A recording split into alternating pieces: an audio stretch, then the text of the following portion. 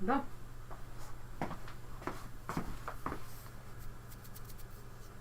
Oh, cool. Okay.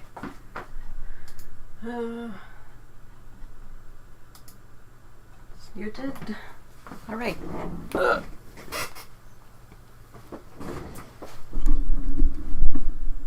Hi guys. I am waiting for my tea to be ready. Hi Misha, hi Susan, hi Otto, hi Lindsay, hi Kevin, hi Annette, hi Lab Accident. I'm gonna forget people. Hi Lena, hi Yuri.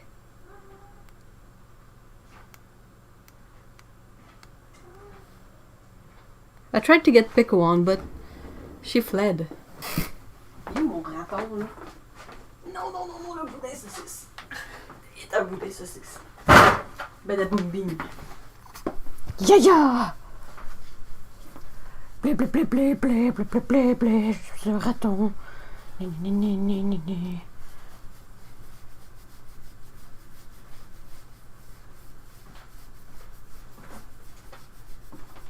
Il y a bien beaucoup de délais aujourd'hui. Qu'est-ce qui se passe? Hein? Tiens, mon raton. Tu comptes plug? Je sais pas, je pense pas que ça fait une grosse différence avec YouTube. C'est vraiment juste Discord qui est comme push. Salut, Péco, tout le monde t'aime! Tout le monde t'aime! Everybody loves you! C'est vrai qu'il y a un méchant délai. Tiens, gros raton. Gros raton, mets ta face en dessous de la caméra, qu'on voit tes petites faces. Bonjour, je suis Péco. C'est ma caméra maintenant. C'est à moi. There you go. You are Otto's favorite cat. You know that.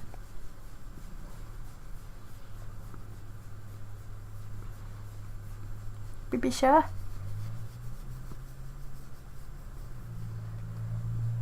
The tea I'm gonna have is one of Kuzmi teas. It's a kind of Earl Grey tea, kind of. Hello, tout le monde t'aime, pépette. Ma pépette.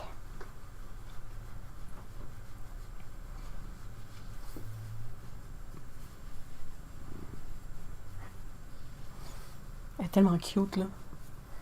Petit raton. Hein? Une minute.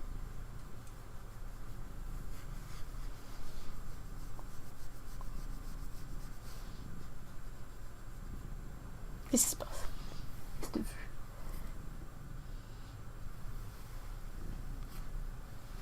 Ah, tu fais ronron.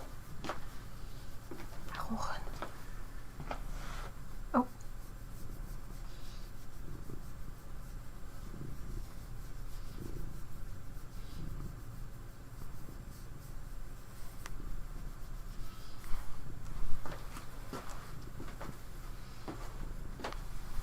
Péco.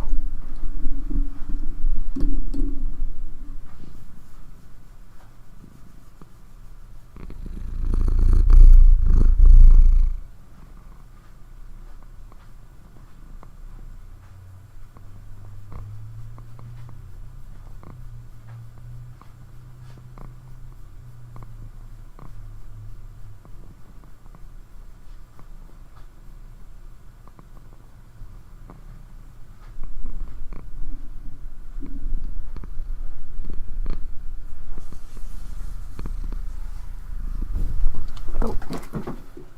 Bye, Péco.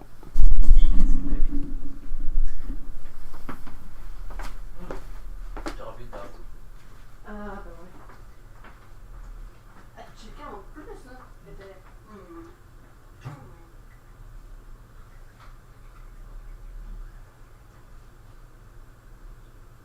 Est-ce que je laisse la tasse sur un jour?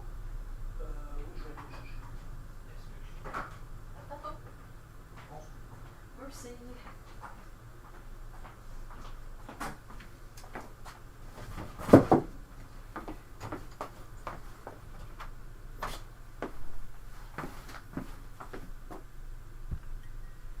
All right.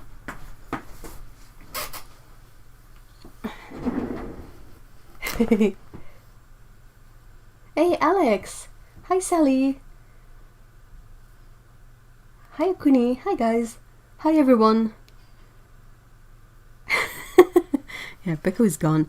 In fact, what drove her away was Mr. E using the sink. And she's really fascinated with the sink. So whenever we use the sink, if she feels like it, she will rush to the sink and look at the water drip.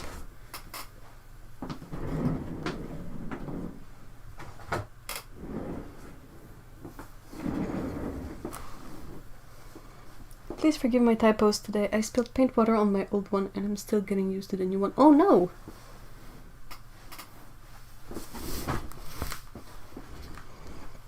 Dexter won't sit on my lap. Aw, come on, Dex. Alright, so first thing I thought I might do is to quickly swatch the colors that I poured last week.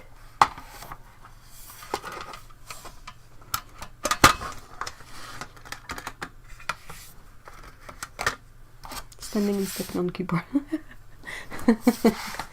Oh. Oh yeah, she nudged the camera. Oh, I can't see. There. Okay.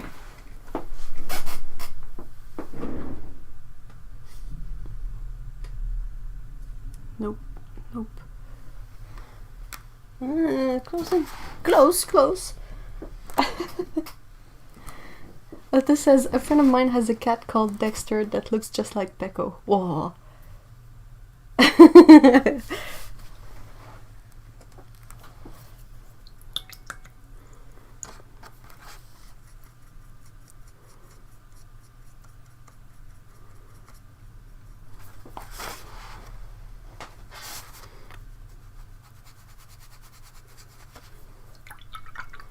Oh.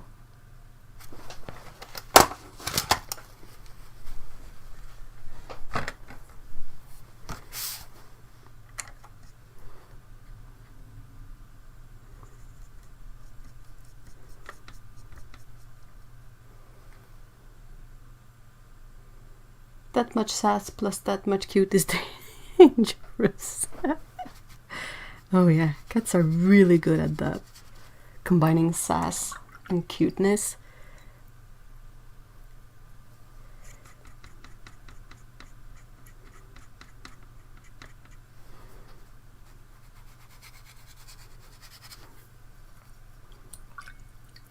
His new thing lately is sitting in the shower to cry, so it echoes.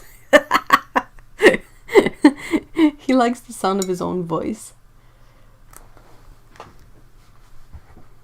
Aww. Otto says, he's the most gentle, loving cat ever. Loving, kind cat ever. He stayed and nursed me once I was passed out from shock. Aww. I woke up to him licking my hair. What a good boy. Good kitty.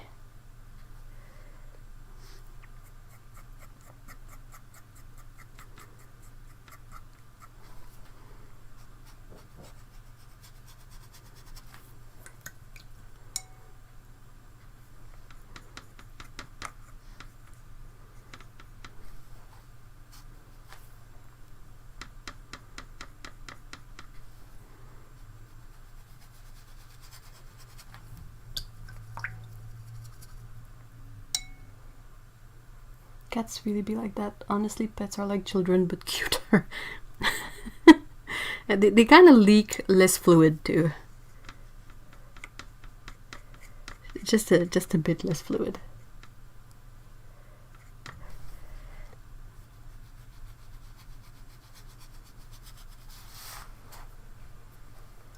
The colors really don't show very accurately on screen, so perhaps this is a bit pointless. I can always take snap a pic and put it up on the Discord later if you guys want to see the colors better. And less responsibility. Oh yeah, definitely. But we gotta clean it up either way. I kind of prefer cleaning up a cat being sick than a kid being sick. I have a threshold and cats is under it. Humans is way over it.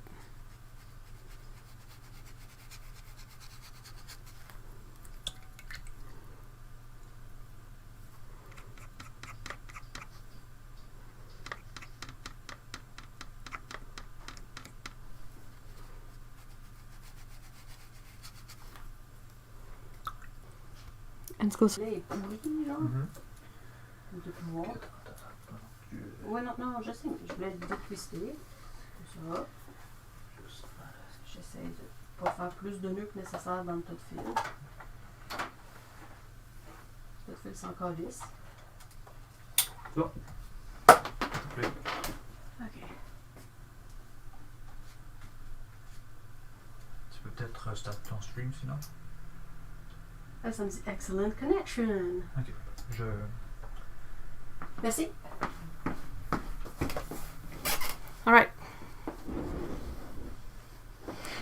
What's it like? Hey, Mikey. Hi. Hi, Stephen. Should be better, hopefully. Someone played with the clip that holds the internets together.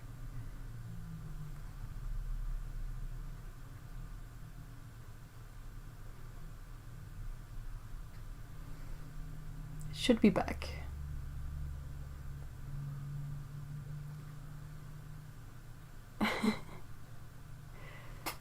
Please be back. Is it still not working?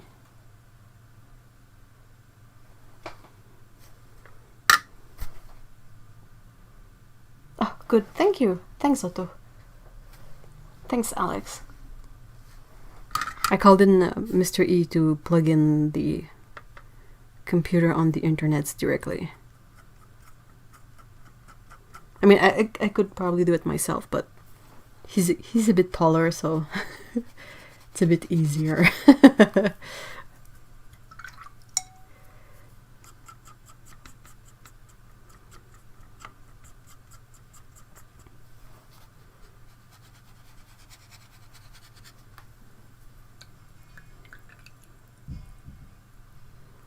Someone is putting together their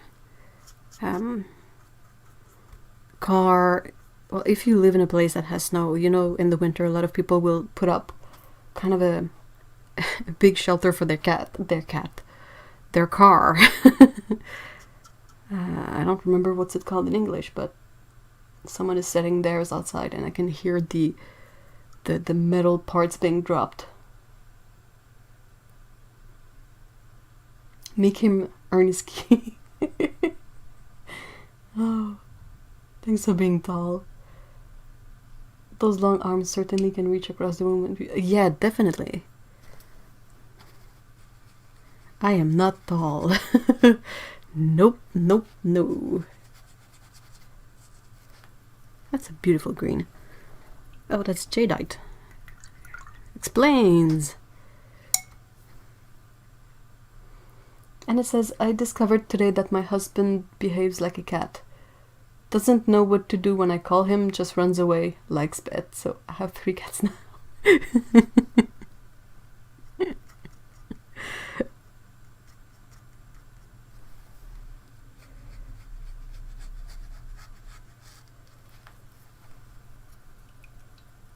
I was thinking of a garage, but it seems silly to put out it in again. Wait, what?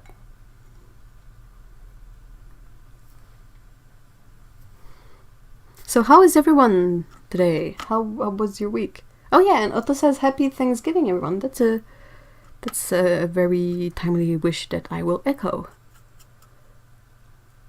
So if I understand it properly, the actual Thanksgiving Day was Thursday, and yesterday was Black Friday, and what's this weekend then?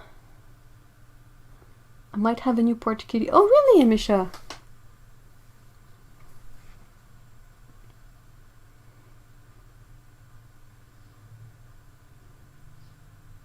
Is that the appropriate thing to say? Yeah, I agree too. Like, we don't really... It's not super strong here, and Canadian Thanksgiving is like in October.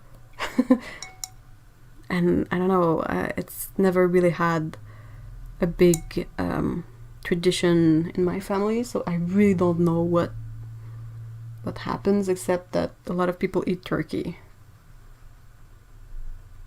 Haven't seen her yet, but my son made a little shelter on my porch and got some food for... Oh, that's so sweet! You have a new mouser!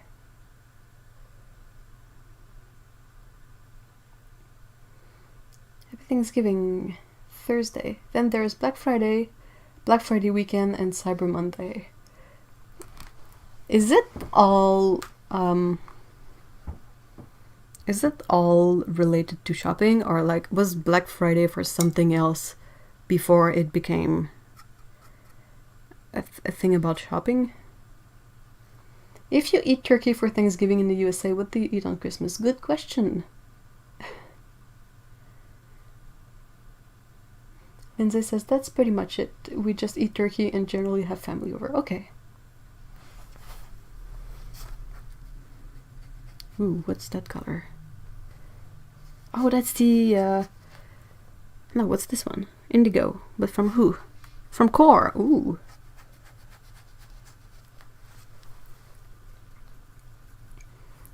Amisha says that she made the turkey gravy and sweet potato casserole. But I mean, that's the thing. Like, the the only kind of way I know about what's eaten on Thanksgiving is through memes. I know there's turkey because the whole thing is about turkeys, but like it's always a bit funny to hear about the traditional meals that go along with the turkey, like the beans and the casserole and all the stuff that sounds really weird when you first hear about it.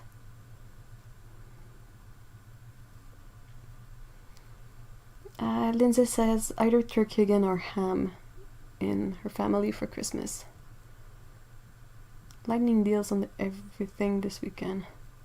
It's a very money-fueled time. Yeah, a lot of people hope to be able to do their Christmas shopping and kind of benefit from good savings.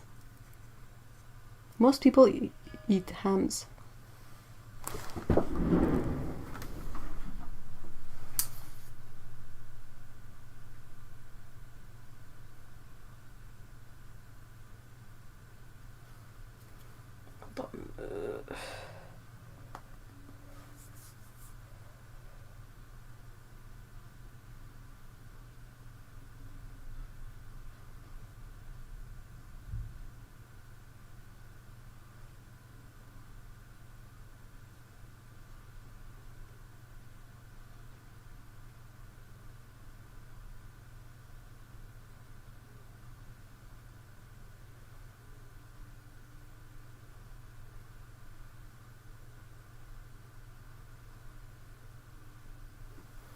Okay, sorry.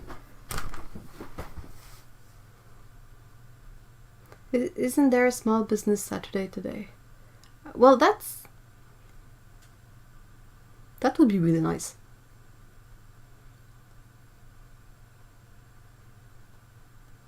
I'm trying to catch up.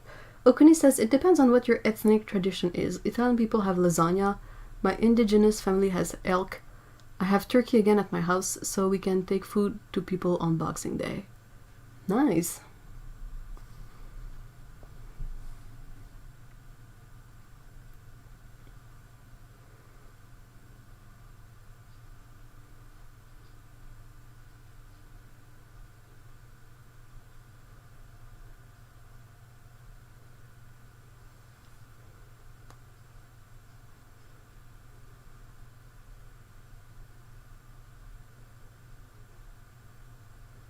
Sorry, just trying to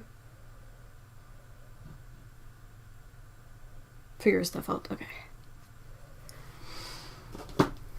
Okay, sorry, catching up. Otto says, okay, so what's involved in a traditional American Thanksgiving meal and what's involved in a traditional American Christmas meal? I think, yeah, the Christmas one is the one that will be more different, maybe.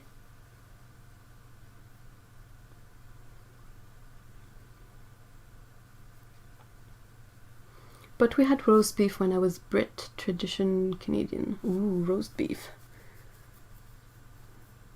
We had green beans sautéed with mushroom, garlic, and balsamic. Do you guys just say balsamic? I might say that wrong. But over here we call it, it's always like balsamic vinegar.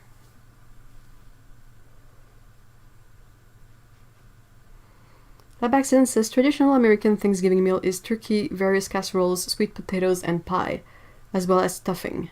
Christmas can be similar, but I think that one is sort of family by family.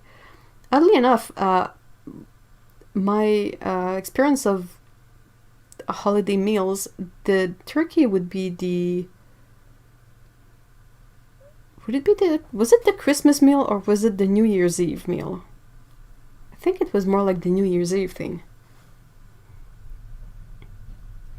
Steven says, my English mom would cook turkey, ham, sausages.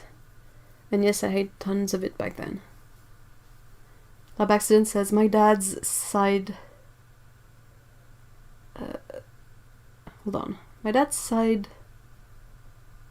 does pie with salads, soups, and kielbasa and sauerkraut, pierogi, and usually some sort of home-smoked fish. Ooh, from my great-uncle. That sounds amazing.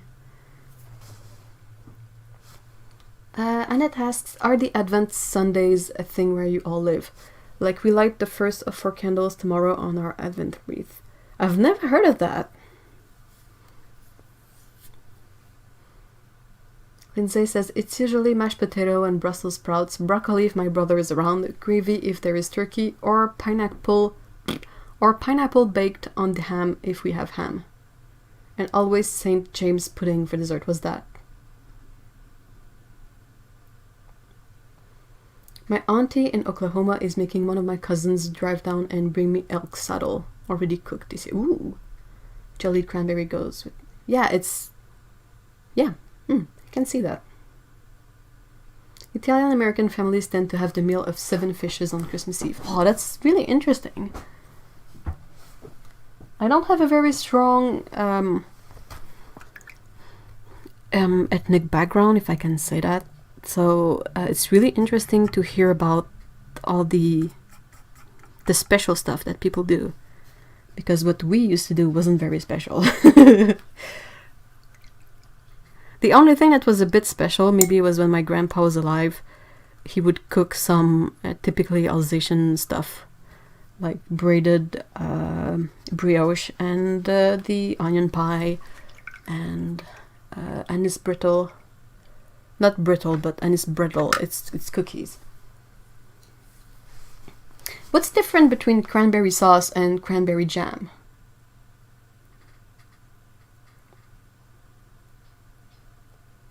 Pierogies are like really nice. They're like dumplings. They're polished dumplings. Hey, Carolyn, hi.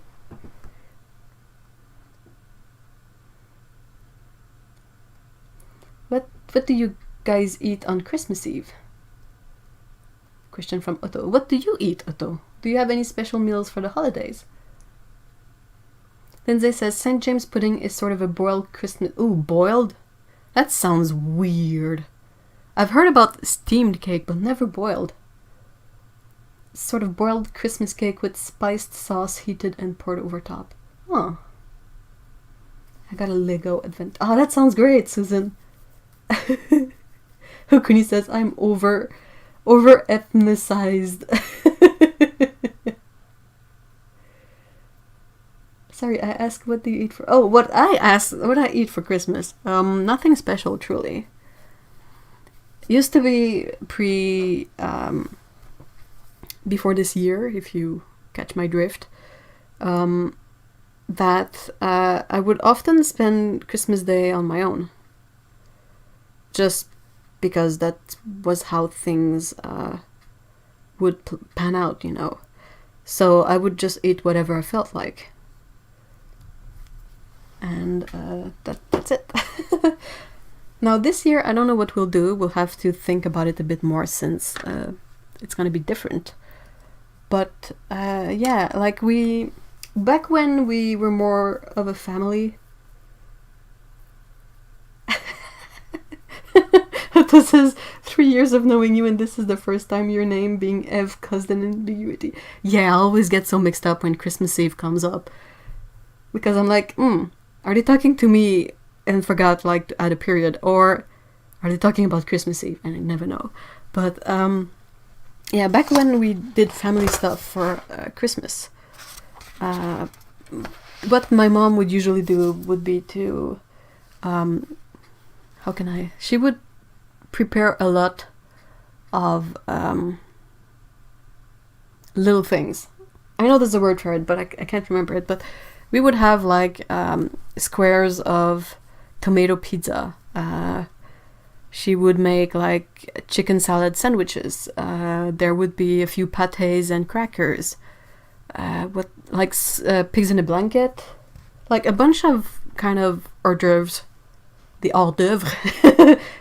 So weird to say that, not with my lumberjack French accent.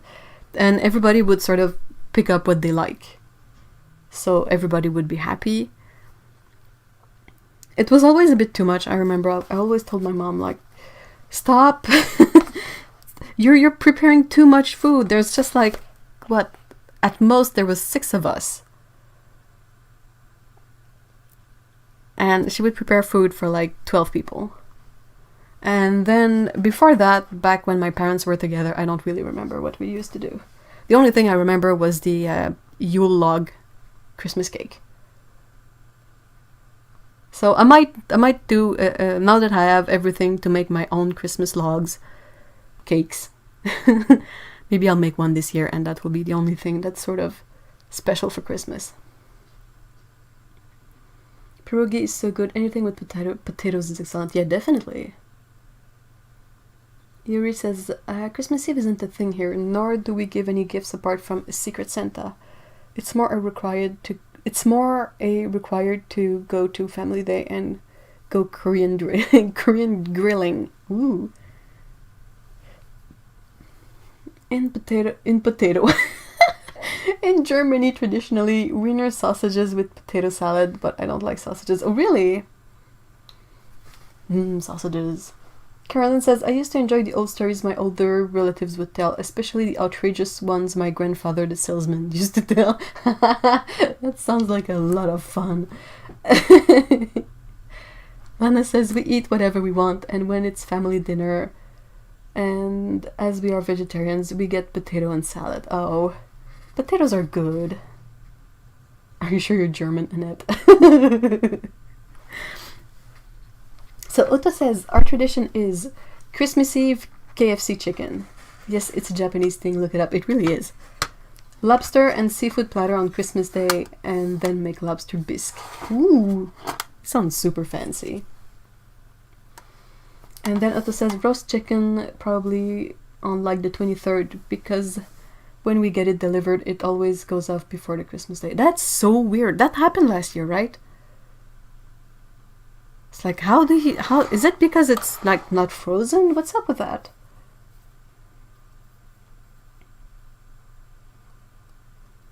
Hey, Kevin!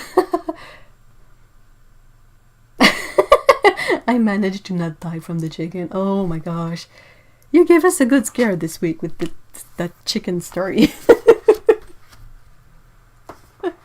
Oh, I can't.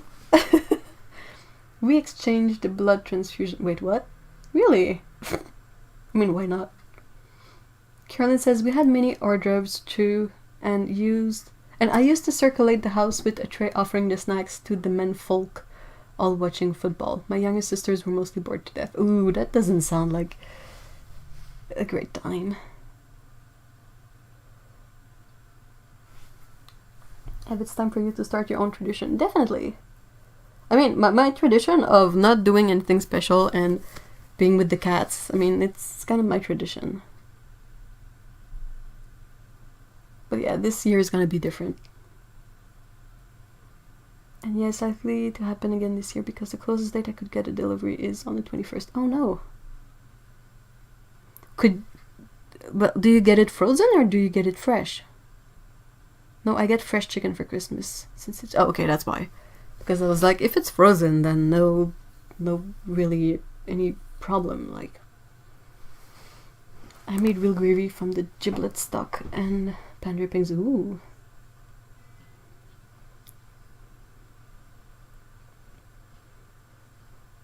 Every tradition should be to swap food with your cats. Ugh. No thanks. Oh, yuck.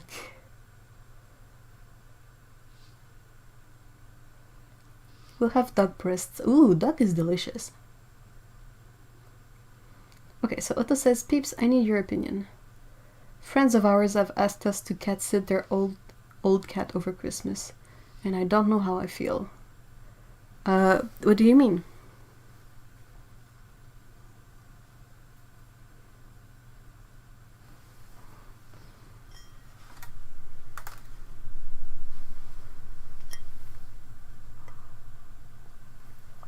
I gotta remember to drink tea and not drink the paint water. I just now noticed the...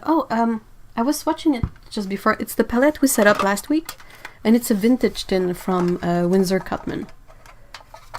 Last week I was explaining how it has a tray technically in here to have tubes, but I removed the tray because it's just an insert, and I wanted to build up a palette from colors I don't use often and make it from pans. So I kind of poured the paints last week, let them dry for a week, and now I just swatched them, and this is the colors I have in there for now. I will add more colors, but I ran out of full pans before I was done, so...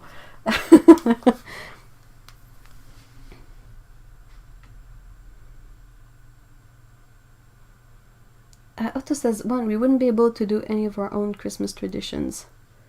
2, it's kind of enabling them to travel a long distance, which I don't agree with since Corona. And 3, it's most likely to be their last Christmas with their cat, and I don't understand how they could live. Is it Cassie?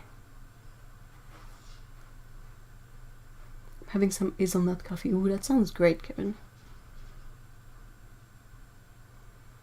If it's Cassie, it's a really old cat. No, I don't think you're being too sensitive, Otto. Definitely, there's something...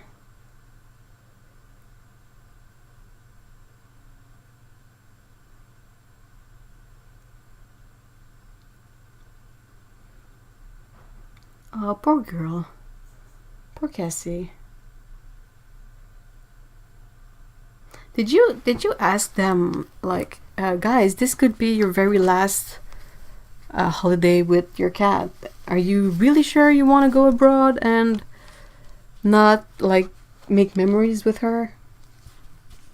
Well, then again, we as a crowd are very close to our pets, so...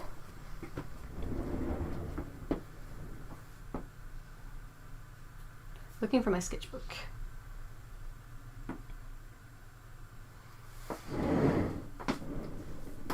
Used to have a sketchbook.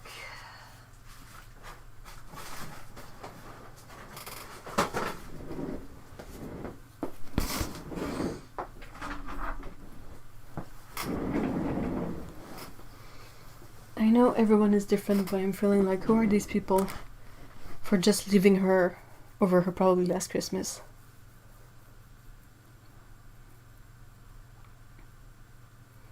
Like, I'm gonna cry, I'm sorry, but me being me, like, I mean, it's all bad, all the points you raised are very valid points, but I think the worst one for me is leaving the cat alone for Christmas. Well, she wouldn't be alone if you decide to pet sit her, but the fact that she wouldn't be with her own humans.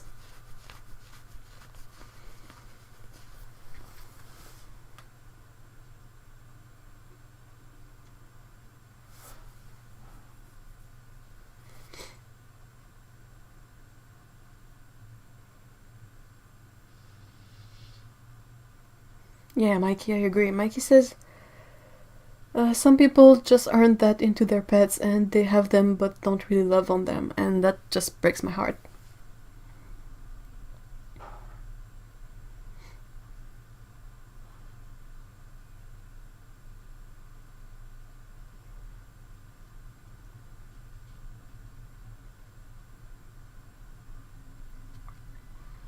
I mean, I just can't. I just think about it and I get heartbroken for the cat that I don't even know.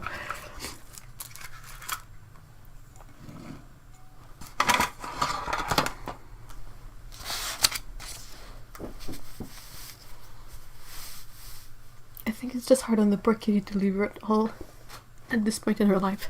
I agree.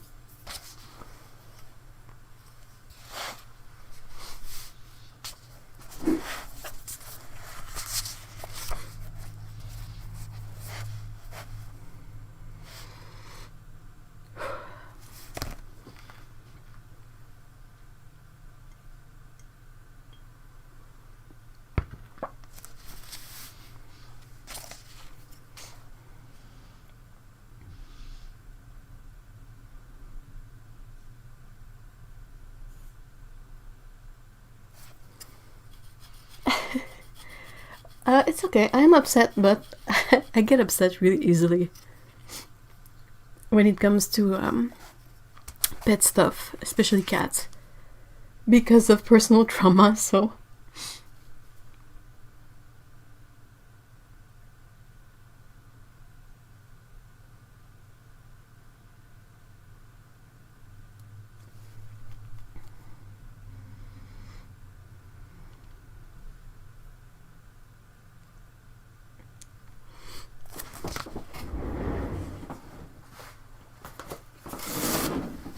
like my cats are not even old or sick, and I'm still unable to leave them for like a night.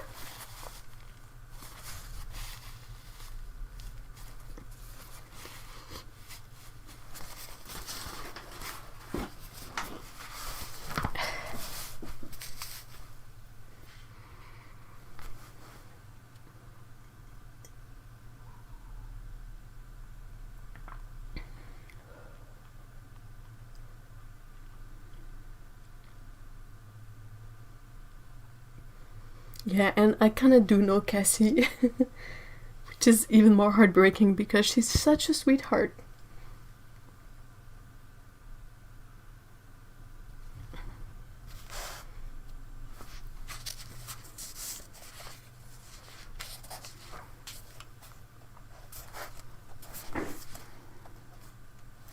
Thanks, guys. I'm sorry. I know I get really emotional for pet stuff, like super quickly, like unreasonably so.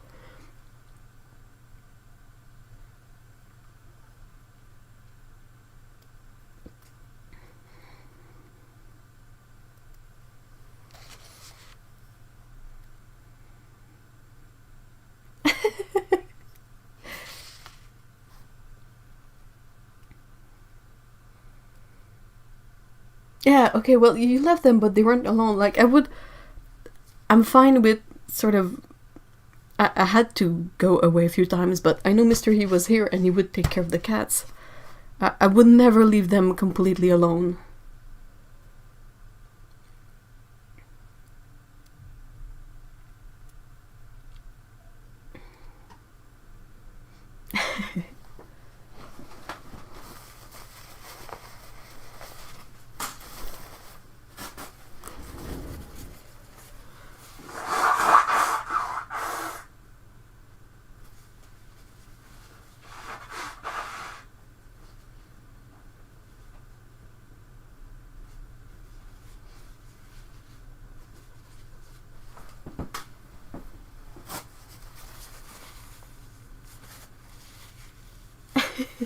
Yeah.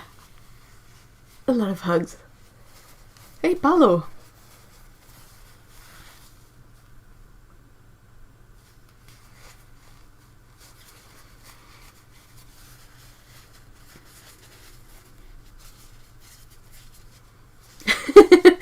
Yeah, Alex, if only that spread to like humanity in general. It kind of doesn't.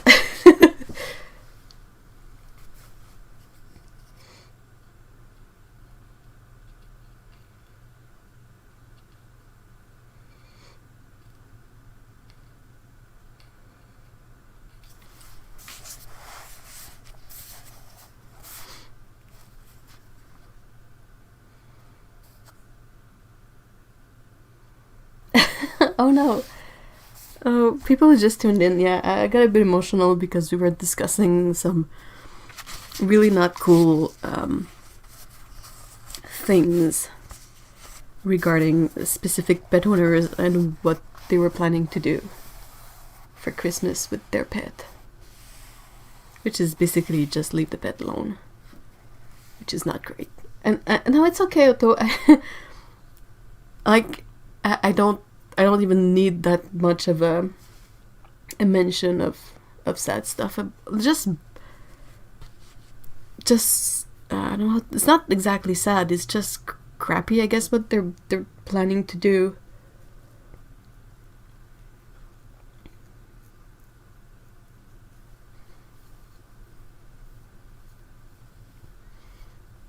Anyway, it's okay.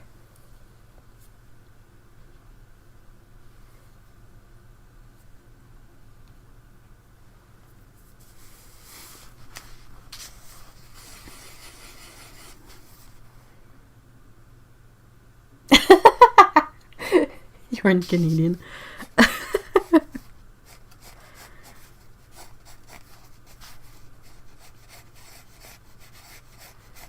I don't think we have the monopoly on the sorriness, though.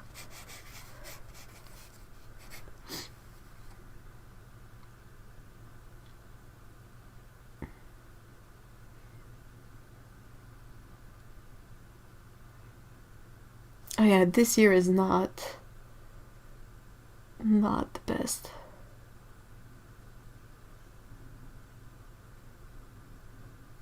Hey, April, hi.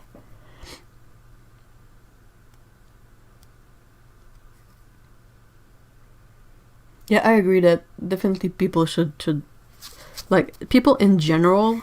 Not, I think that people in our community and people in the chat are not the target of the incoming statement, but there are way too many people that are unable to put themselves in other people's place or anything that's living, you know, to a certain extent.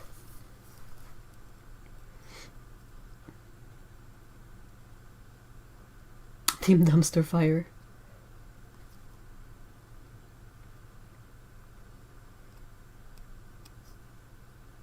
I think, yeah. Okuni asks, which is worst, planned stupid or spontaneous stupid? I think planned stupid is worst. But, I mean, stupid overall is not a very winning.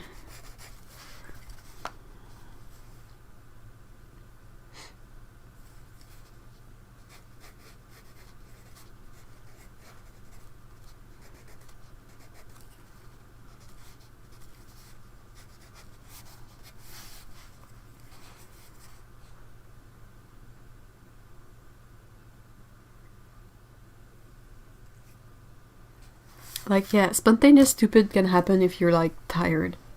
Something really common, but to plan to be stupid, that's an all new level.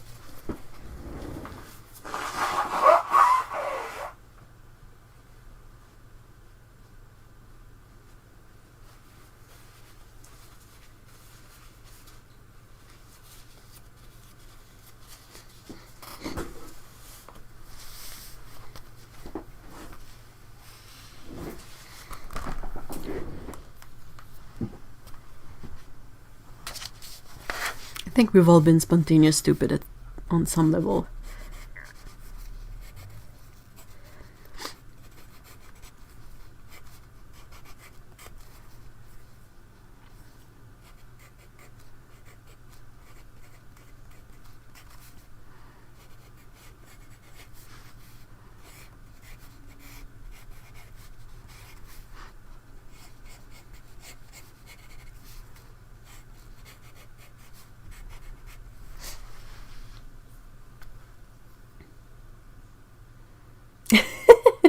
Well, hold on. Being consistently spontaneously stupid. That's something else.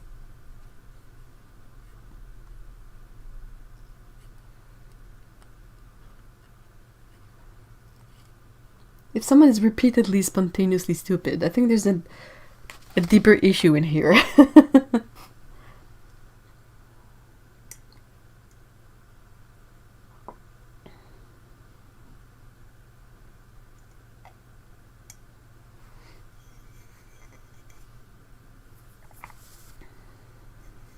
Hey, Marchat, hi.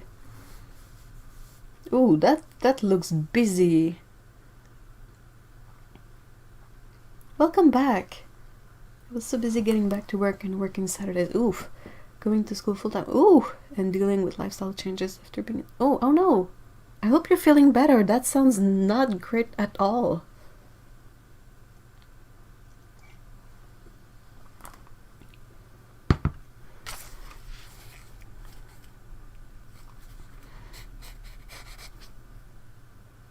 Stupid finger just opened up on me. I don't know if you guys get that, but the cuticle will randomly just split open and hurt.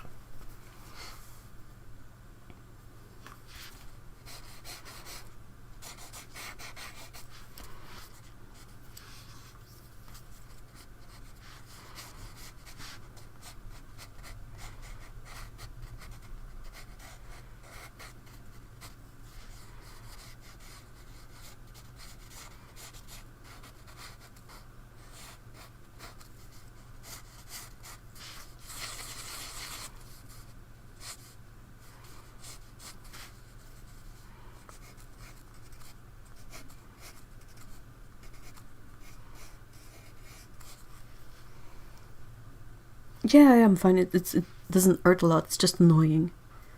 It's like a paper cut. Does anyone else has to like use the emery board just to emery board their fingertips in the winter?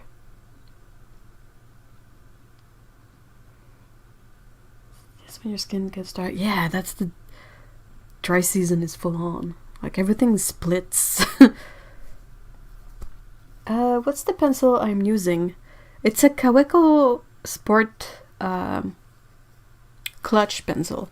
So it has this super big lead. I think it's like 2.3 millimeter. And it's a clutch pencil. And it's yellow. And its color is banana. Yeah, I have to sand my fingertips. A nail file, sorry. Because it gets like Velcro on the tip. And it's super dry and I tend to like absent-mindedly scratch at it and then it splits open even more. So I have to use the nail file and kind of file the tip of my fingertips. Just a bit, just to remove the layer of Velcro. No, the fingertips, not the nails, the fingertips.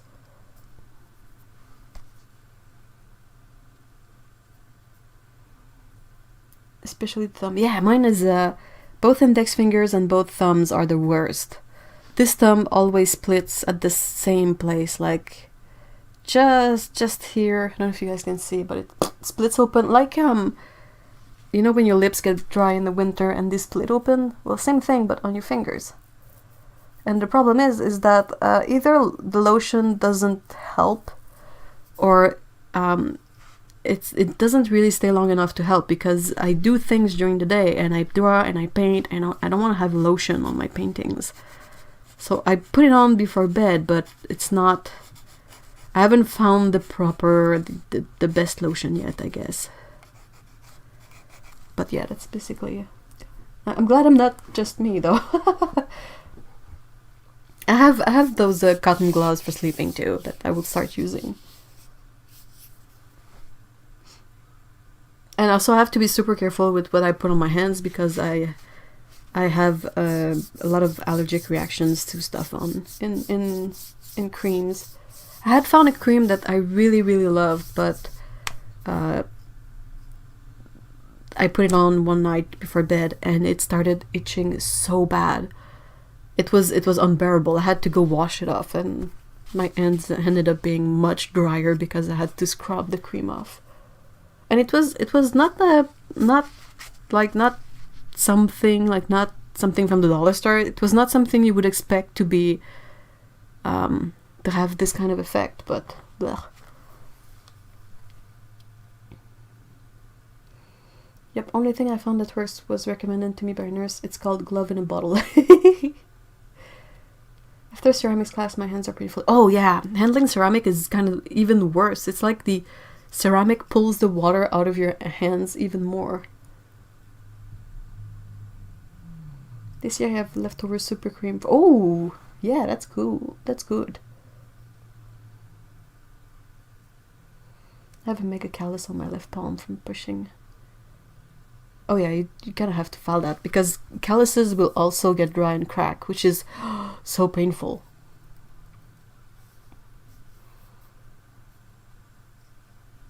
Hey, Barbara, hi. Yeah, maybe a humidifier would help. It's so weird because it's so humid in like all the time except in the winter, and in the winter I'm finally like, yay, it's no longer humid, and then that lasts for like a second before I start cracking and peeling and bleeding. And yeah, I have the legs are really bad too. Eczema. Stupid weather.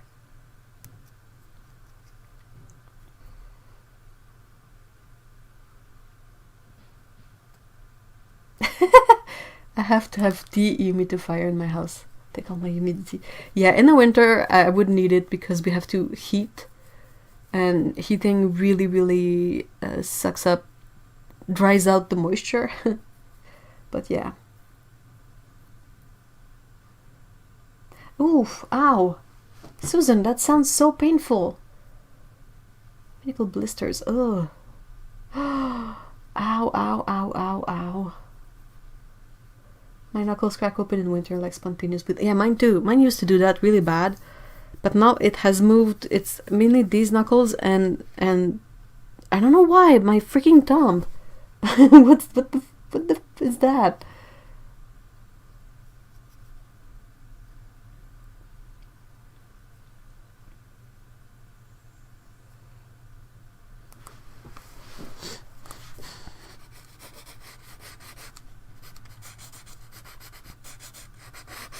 But yeah, when I think about it, I usually do the sleep with gloves thing.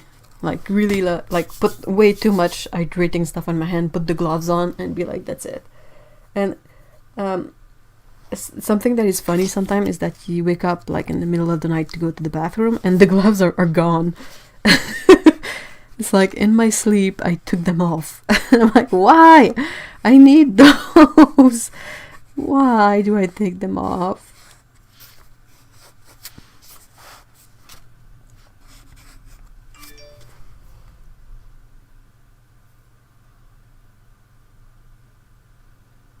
When I first moved here, I got nosebleeds every morning for a year. It stopped right here. Oof.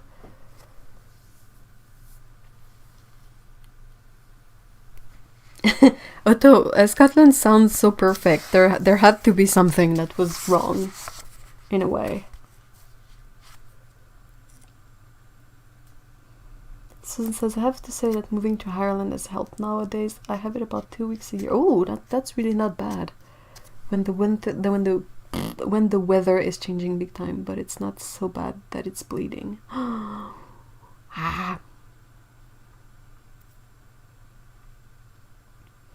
Oh, I do that with socks without fail. I go to bed with socks on. By the morning, miraculously, they are both totally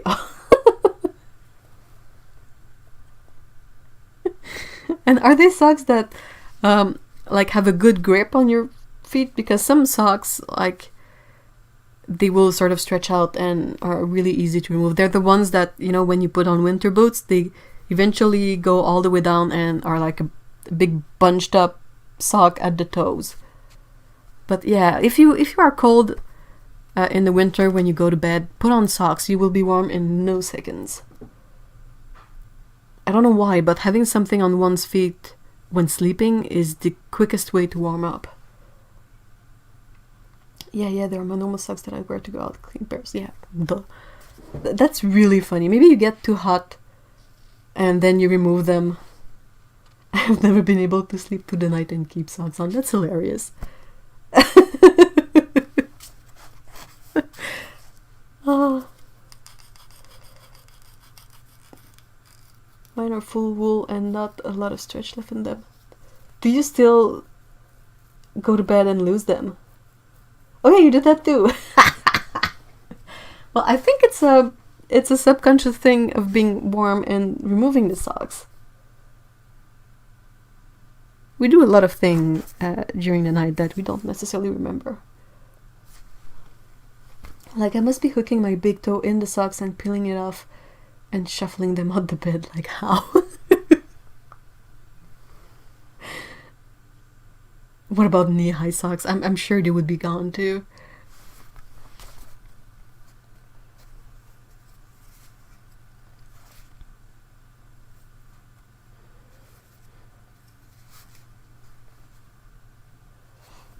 My feet are cold beneath my knees, and no socks can warm them.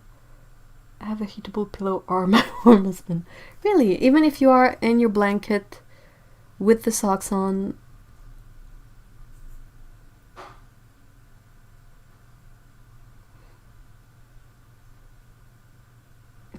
we're still working on keeping clothes on my granddaughter, let alone socks. Yeah, really young kiddos, they don't see the point of clothes.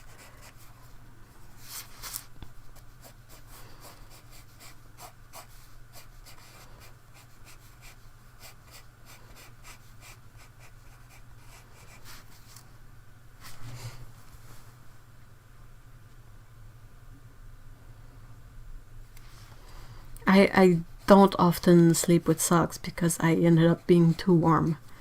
I can't sleep if I'm too warm, but I can't sleep if I'm too cold. So I would rather be like freezing and asleep than too warm. And also, I don't know why, I don't know if that does that for you guys, but whenever I get too warm, I get super itchy and restless and annoyed.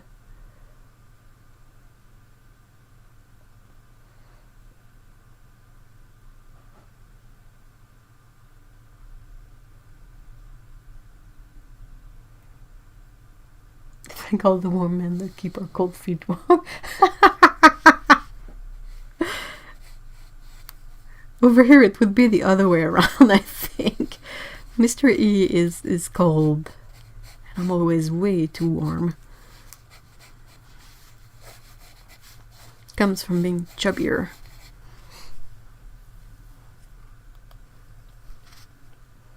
Yeah, oh my god, when a room is boiling, my whole body's like itch. Ah, I'm glad! It took me a really long time to connect the two, but then I was like, is that a thing?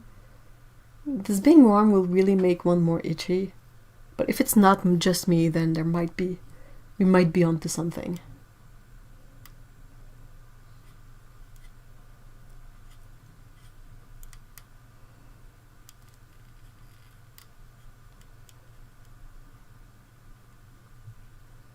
Oh, that's not cool, Mikey. Oof.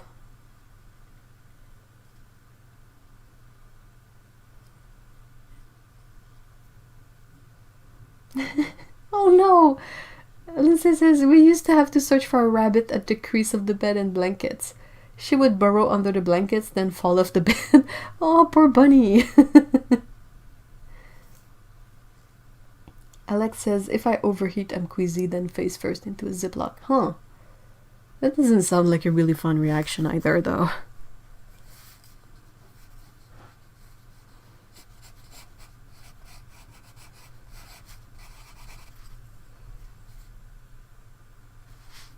Bunny dunk. Like, dude. Sorry. Dang, it's been dry.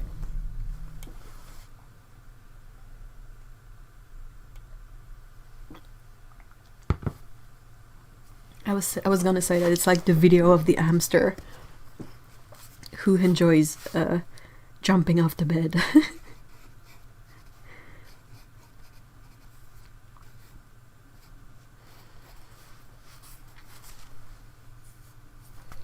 What's the highlight of your week? Good question, Otto. That hamster was hilarious. Highlight of my week will be finishing this blanket, I think. Ooh, that's a great one. Mikey says, Mikey says, I got to eat stuffing and it didn't hurt my stomach. Yay!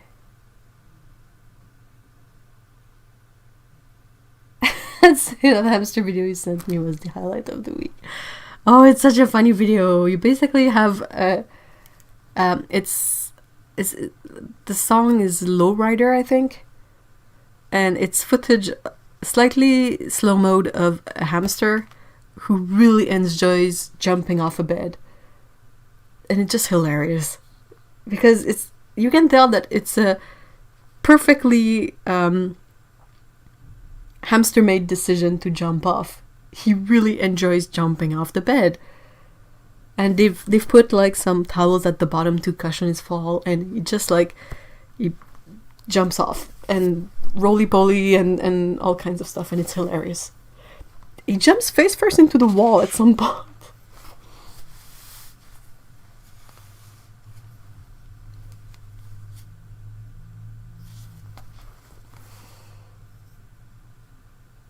Amy just says, having my first stress-free Thanksgiving dinner in year. Oh, that's so great. Finishing my tree skirt. Ooh.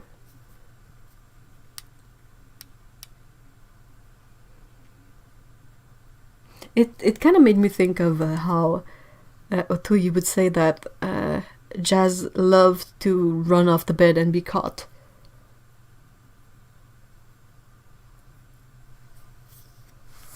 Got some art supplies on the Black Friday deals and some flowers for my husband. Ooh.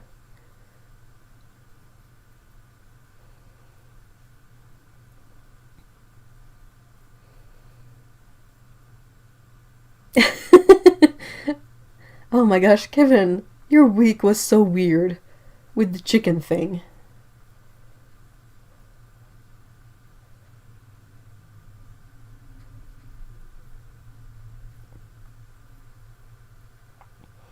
I'm surrounded by kitty cats right now. Eden is on top of the pillow next to me, Lily is on my right, and Leo is on my stomach. Oh, that's a good way to spend Caturday. Like, you cannot really have it any better than that.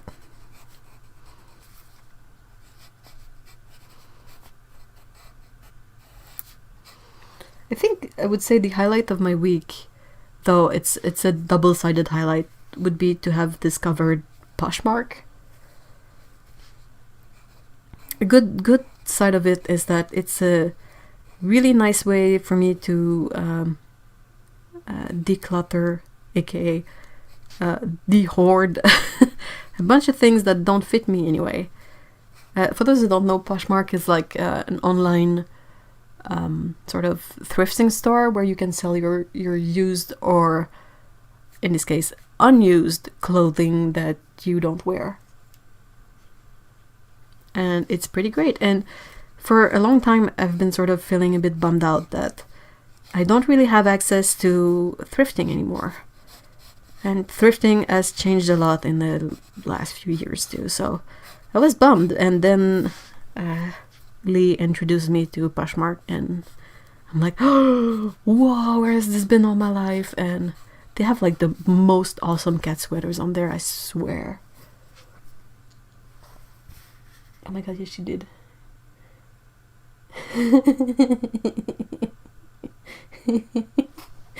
Yeah, Jazz had some sort of survival instinct in a way. The jumping hamster is not what's the word I'm looking for? You know, when someone is like adrenaline rush hunting and don't really care, like we have an expression in French that's casse-cou, which is basically break your neck. I know having to go to the clinic or the hospital for it was bad, Kevin, but the whole chicken story gave me on my toes and giggle. Yeah.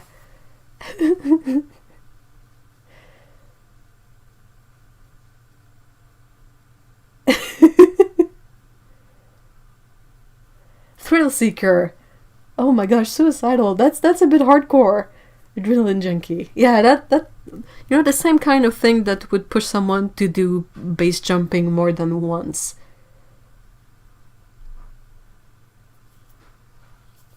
The base jumping ammo.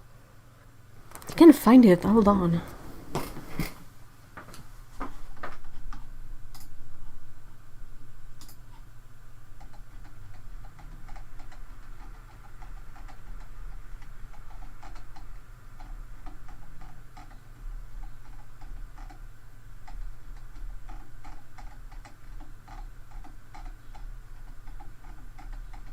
It's gotta be there somewhere.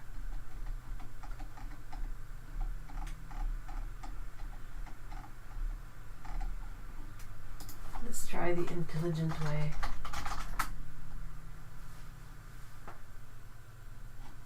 Okay, let's try the other intelligent way. Dang.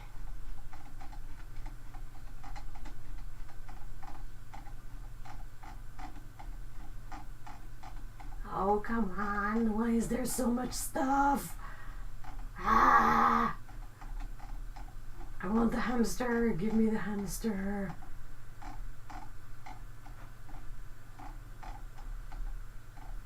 Oh, I got it.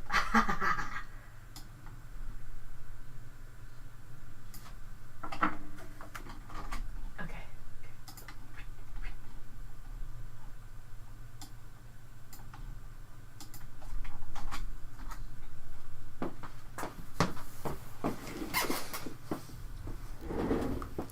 I see I have much darker minds than the average.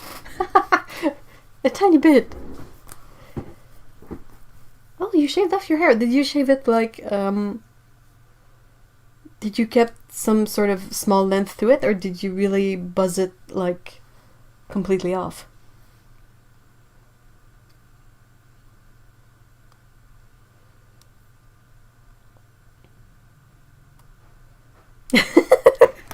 Good point, Kevin. Kevin says, "Oh, Otto, I'm so close to buzzing my hair. My hair is just a mess. Why fix it when you can just remove it? Am I right?"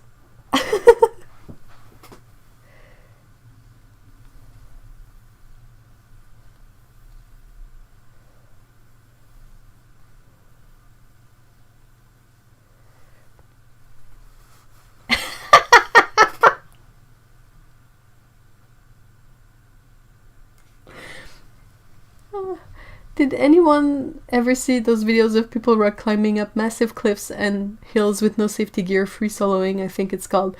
Hell nah, never in my life. Absolutely.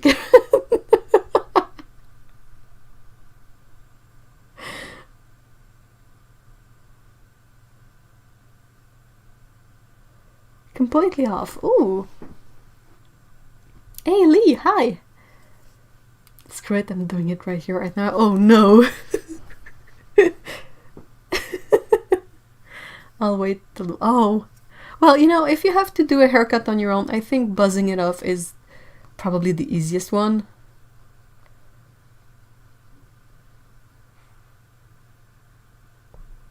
Susan. Yeah, no, Susan, if you look at the video carefully, I think the hamster just enjoys jumping.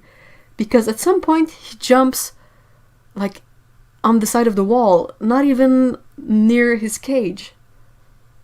I think he just likes the jumping and the like the adrenaline rush of flying for a split second. Because yeah, the first time I watched the video I was like, oh, he's just trying to reach his cage. But no, I think the hamster just likes to jump.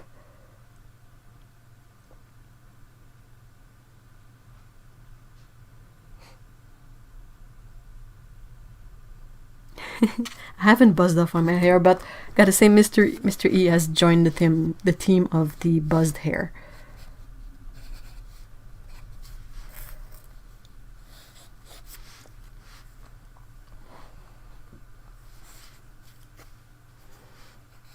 And the thing is, the hamster with the video hamster with the song they put on top of it just destroyed me.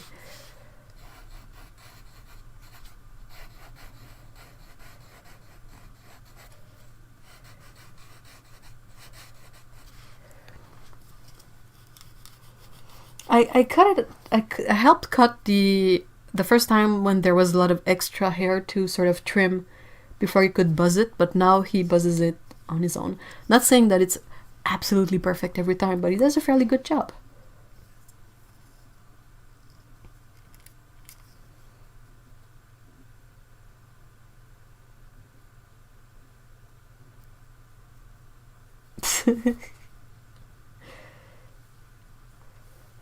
Also, the thing that made me realize that the hamster enjoys jumping off the bed is that they put something for him to safely land. Like, they put some towels and stuff.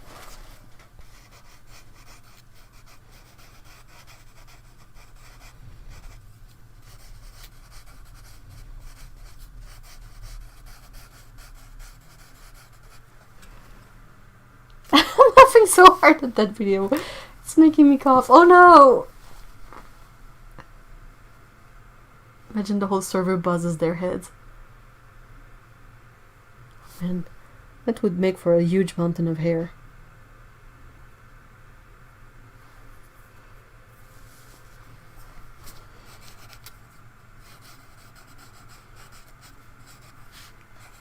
So when do you guys start decorating for Christmas, if you do? Or do you have any special thing that you set up during the winter season?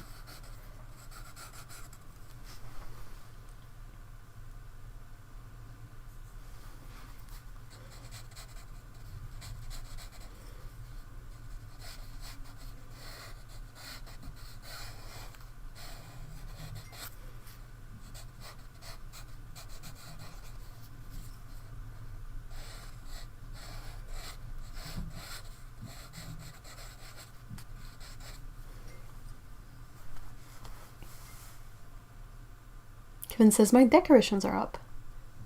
Sarah, hey Sarah, hi! Decorated right after Thanksgiving dinner on Thursday. Ooh!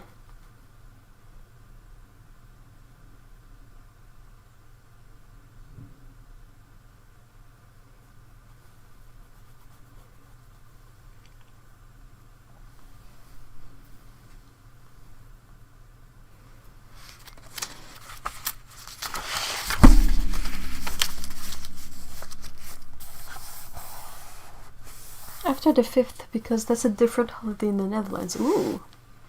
What is it on the 5th?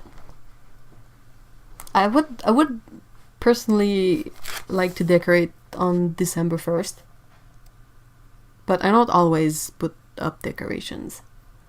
I used to put up some more before I had the cats, but cats in their first 5 years, they're really relentless with Christmas decorations.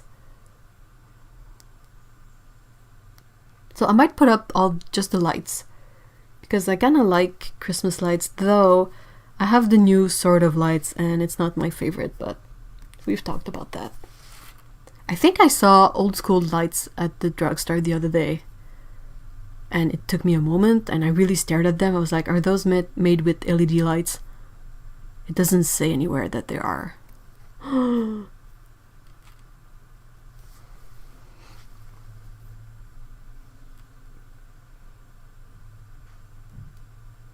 I did the shaved head last year. And well, let's say odd head topography. Yeah, I kind of feel like I have odd head topography as well. And the one time I had like sort of a slightly shaved undercut, I don't know how to call it, but when the hair grew back, it was really annoying. Like, I would lay in bed and it would hurt because the hair was like poking my skin, and that was painful. And I was like, this is not pleasant. So I don't know about this, but it definitely looks more fun to maintain, to have really short hair.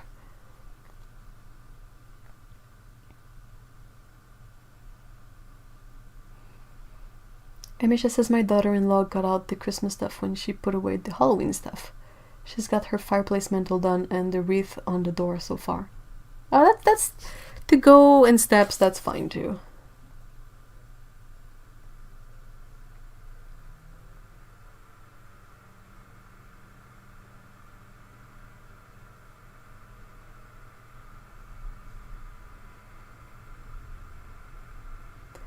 5th is Sinterklaas, which is a holiday for children. Aww. Actually, Santa Claus is based on Sinterklaas. Like if you've been good all year and the presents. Oh, that's great. Yeah, same. If I had a good looking head, I would buzz my hair off. A good looking head and like 50 pounds less.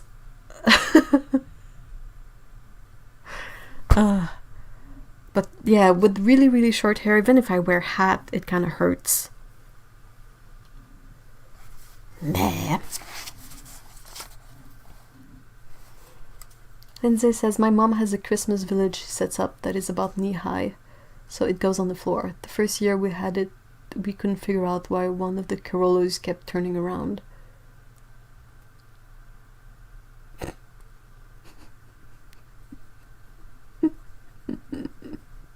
That sounds like something a cat would do.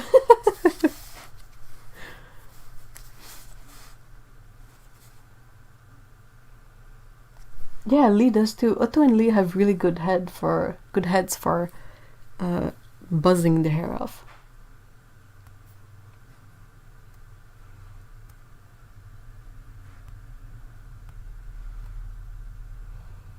It's just a head shape. Yeah, but okay, let's say this is someone's head. Okay, this is the face. What if their head is like this when they shave it? Like have a spike and really flat on the back. That's gonna be kind of a bit weird. While if the person has hair, it can, you know, cover it up. So you don't really know that they have a weird skull.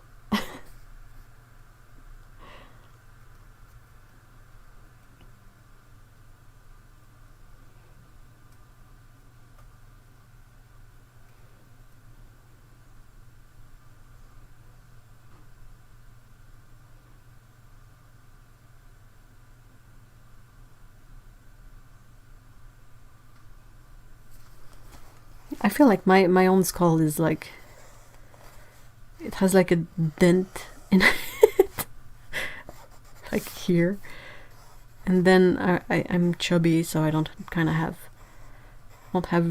much of a chin at the moment, and a big neck.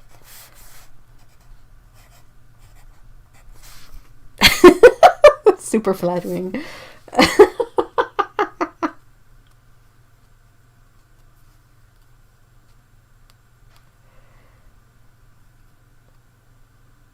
I don't know, I've never seen much of an indent on other people. Like it's a really like a pronounced indent.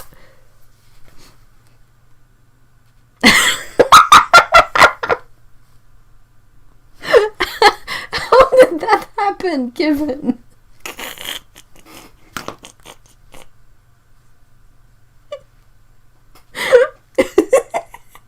So Kevin says, I have a dent where my dad hit me in the head with a golf club by accident.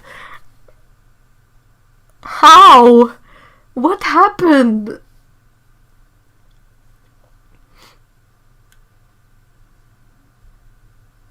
Oh, Lindsay, why did that kid smash a chair on your head? What's happening?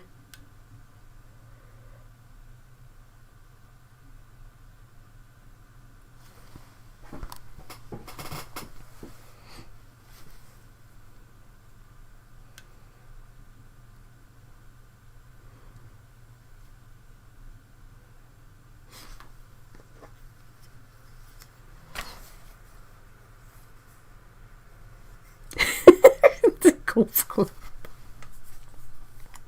Dang, how? I stood right behind him when he was taking a shot. Then when he swung it, smashed my skull. Oh no! Oh my gosh. He must have been pretty young. It sounds like something like we all do when we're like under 10 years old.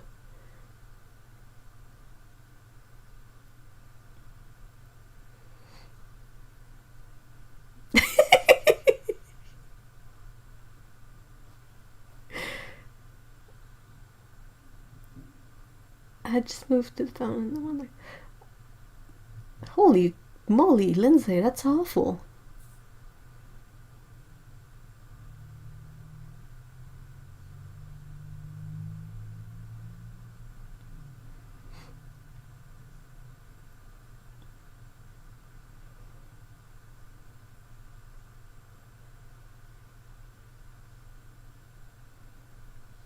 Dang, people are crazy.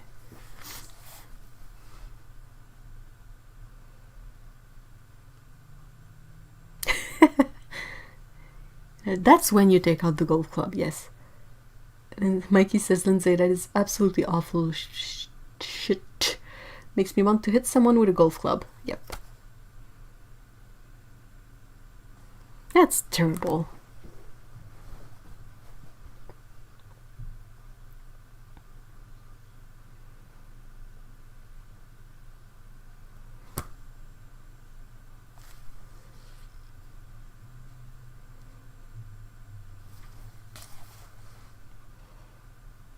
I once ran out of the window onto my balcony. My drawings were blown away. Oh no! And I forgot that this is not the door.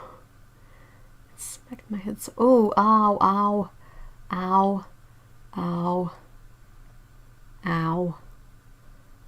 Oh, it hurts so bad to hit one's head really strongly. I often do it like on the freezer handle,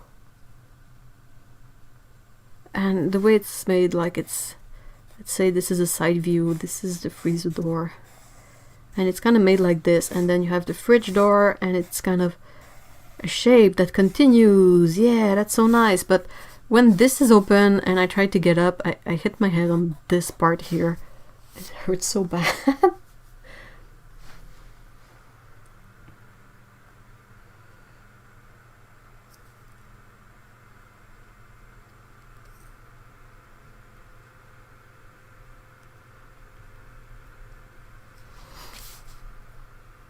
Hey, welcome back, Yuri.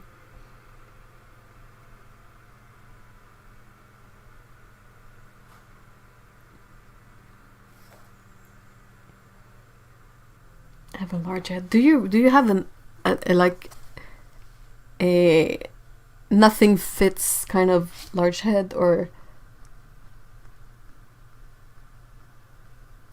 because it always cracks me up, like when people are like, oh, hat, one size fits all, it says 21 inches around, and I'm like, it's never gonna fit, guys. There's been a rash of people throwing other people into the subways in New York lately. Humanity is crumbling. Oh yeah, the parts that were holding on with cheese whiz and tape are definitely crumbling.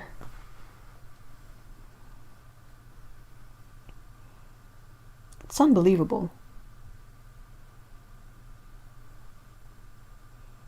Why are they throwing other people in the subways? What's their reasoning, if there is one?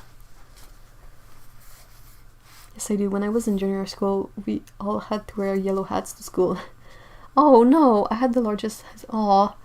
Well, if we'd gone to school together, it would have been the two of us. It's absurd, like how big my stupid head is. Like, oh, if it's 24 inches circumference, maybe it will fit.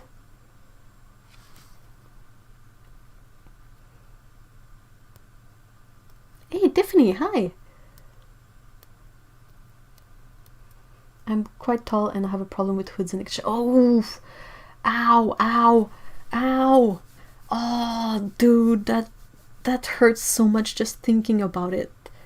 I don't know about you guys, but my kitchen hood has sharp corners. We should measure our head circumferences right now. I can go get my measuring tape.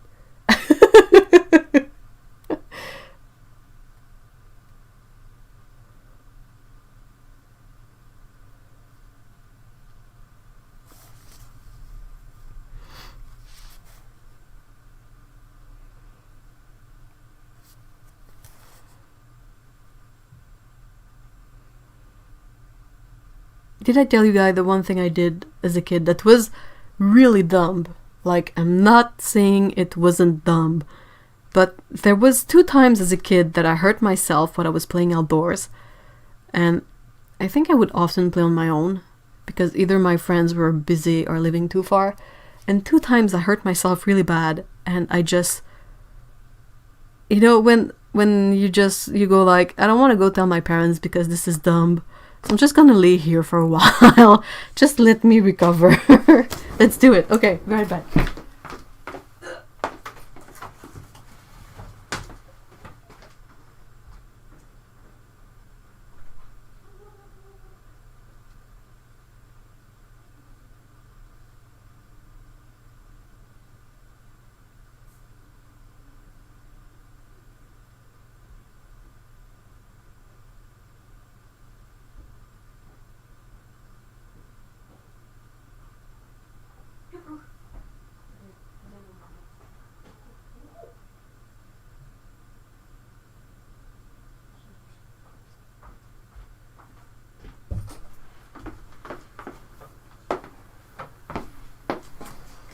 Okay, so I had to pet my cats.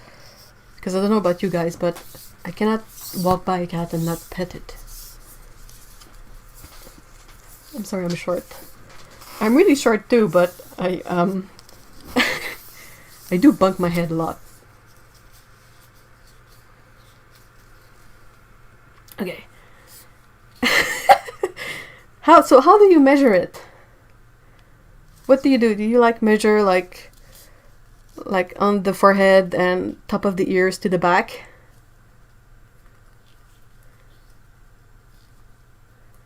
Okay, Okay, so I have really thin hair, so I don't think my hair adds much, but I still get to 58 centimeters.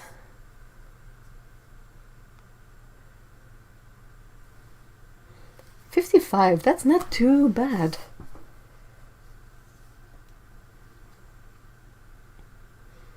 $23 inches. 61 on the dot. 59. 49. Ooh, Kevin. You must not have any issue finding hats. And like, you could probably wear beanies and be comfy. Yellow. Okay.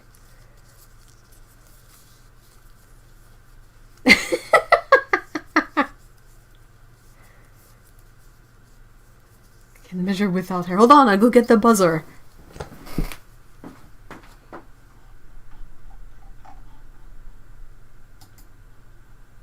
Oh my gosh, YouTube is having such a hard time with the resolution of the video. Beanies all day. Yeah, I cannot wear a beanie because it's always so stretched out that it squeezes my brain and it gets super itchy too.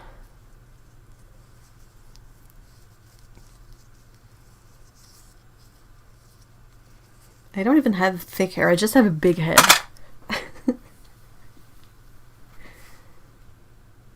Oh, 52 cm, that's great.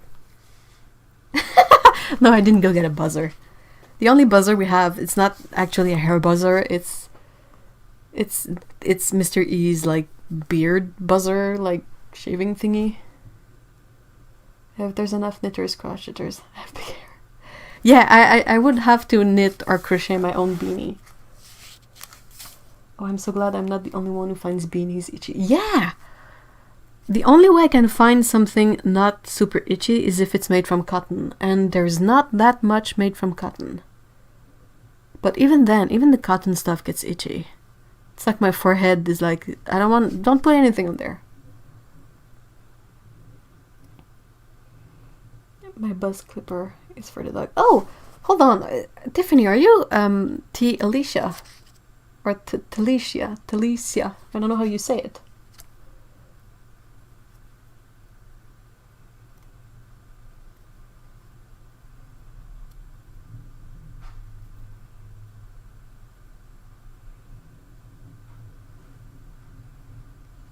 Oh, nice. Hi.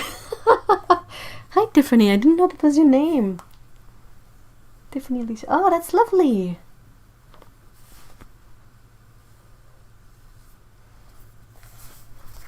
So it's always great to be able to connect people from the Discord and people from the chat, especially if they have different usernames.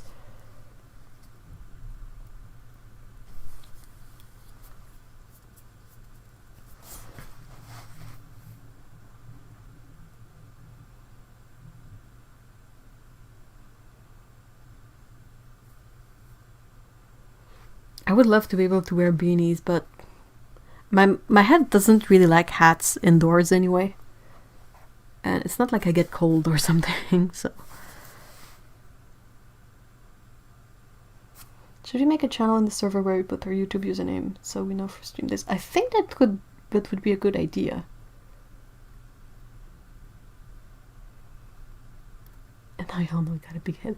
Yeah, but you said you got a lot of hair, so we are able to fit that in. Okay, what other random things can we measure now that we all got the tape measure out?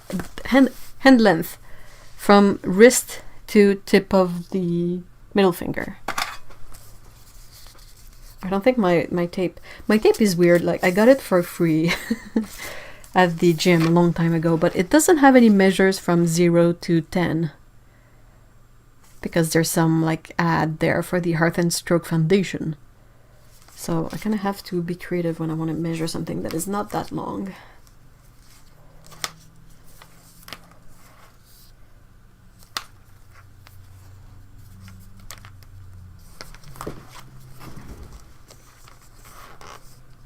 Our pets.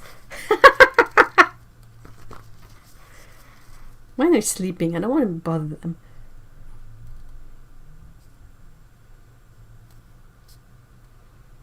Okay, so my hand length is about 6 inches and a quarter.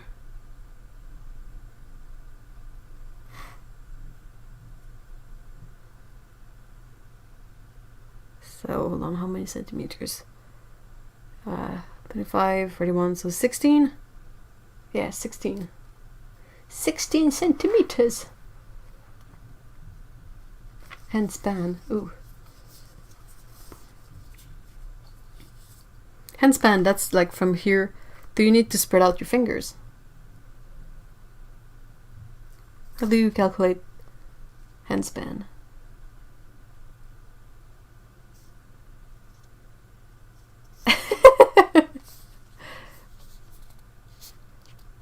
Come here, Pekko, the stream wants you for something.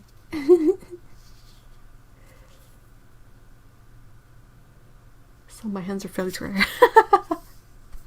Spread them, but do you measure? How do you measure it? Like, do you measure from here to the thumb? From thumb to edge. Okay.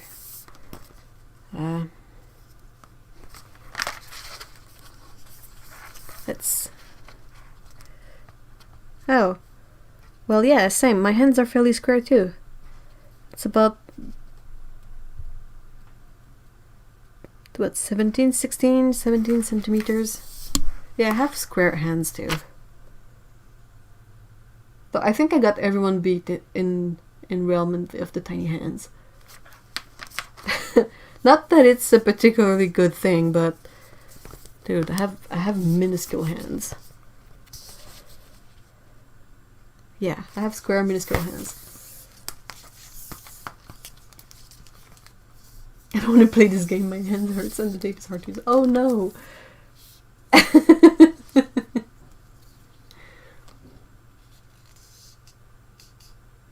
Welcome to the vault. Here we know each measurement of each other's limbs. I'm not sure. That's a good idea.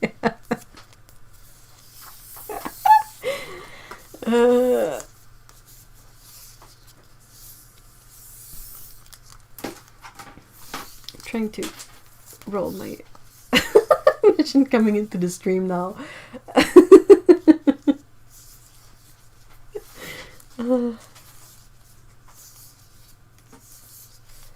I don't know how the cats, what's their measurement really, but I use them as a measuring unit every once in a while. Like I will be like, oh, this tile is exactly 1 cat loaf long.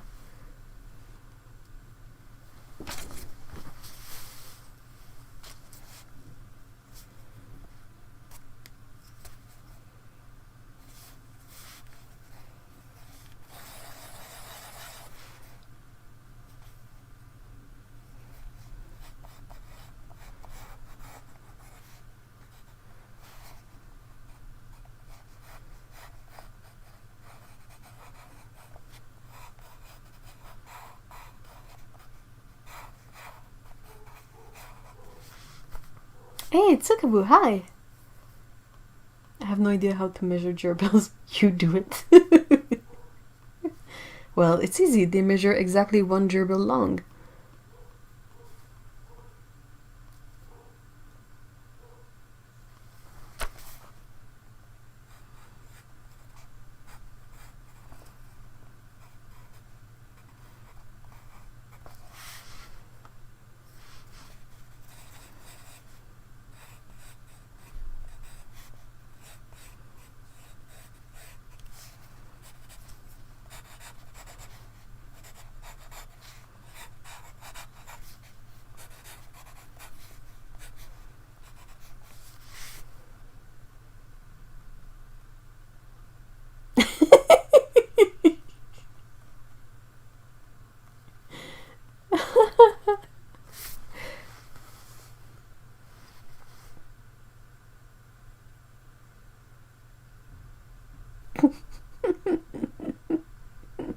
Oh no, Mikey.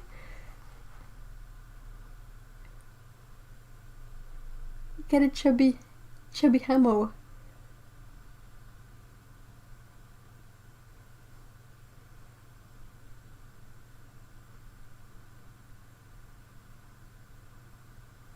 Like reaching for keys on piano. What do you mean? I know I absolutely cannot play piano unless they give me like a piano for short fingers or something.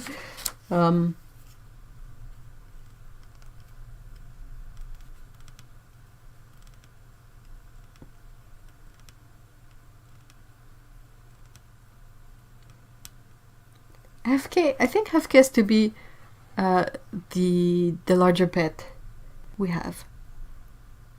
It would be so funny to draw like a pyramid of pets like you have. Hold on, you have FK. I probably said that wrong. I'm absolutely sorry. I don't know how to draw hind legs, so I'll just. And then on top you have probably Dante would be. You have like Dante up.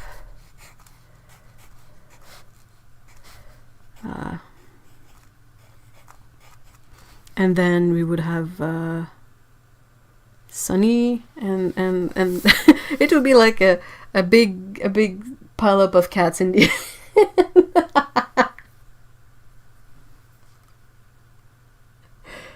I'm currently on my 60th blanket. Awesome! Congrats, Otto!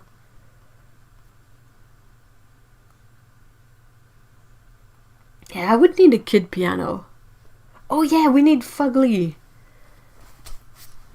Fugly the goat. And Sean and Kelly too. That would be so funny. Sunny is small, but she's a bit bigger than a cat, right? And I think I was forgetting about a bunch of dogs. But you guys get the idea.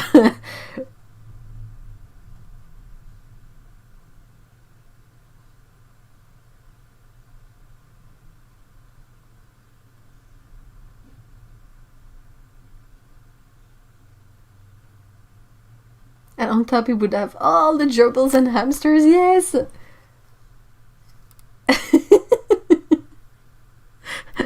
and poor Afka at the bottom would be like, guys, you're getting a bit heavy.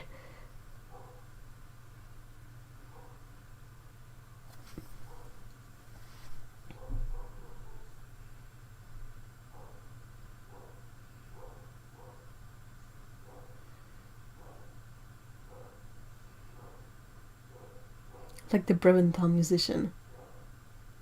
I don't know what that is.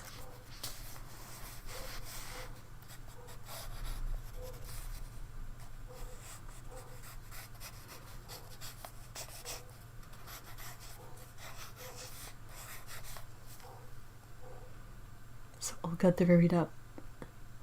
Yeah, I think so. And we would have to have Dan's pets too.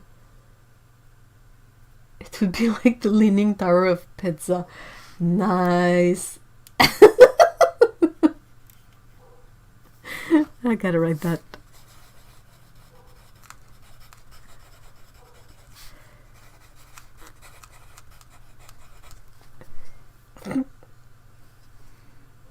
FK is a strong independent mare that don't need no support. Yeah, but I mean, perhaps she's like strong and independent and doesn't want to support anyone else either.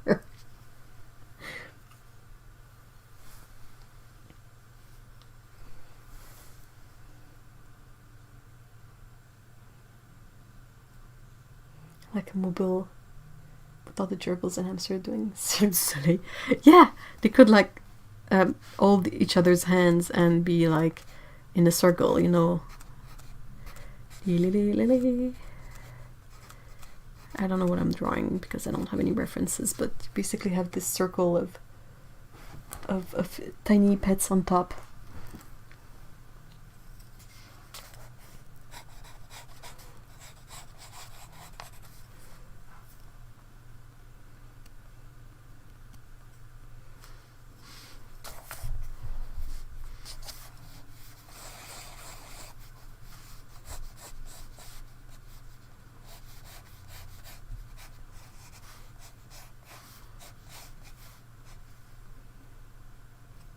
should get dressed for Princess and he's well. Aww.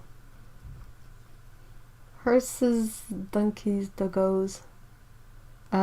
Donkey, goat. You mean horses, goat, doggos, big, medium, small, cats, buns, then the hamos, gerbils.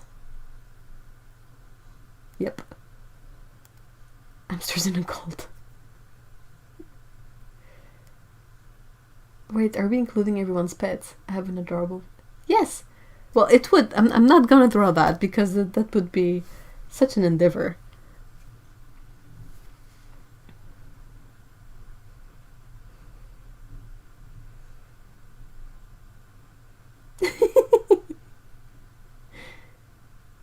Aw, Jet must be muzzled. I think we should rather have her like have a ribbon with a bow around her muzzle.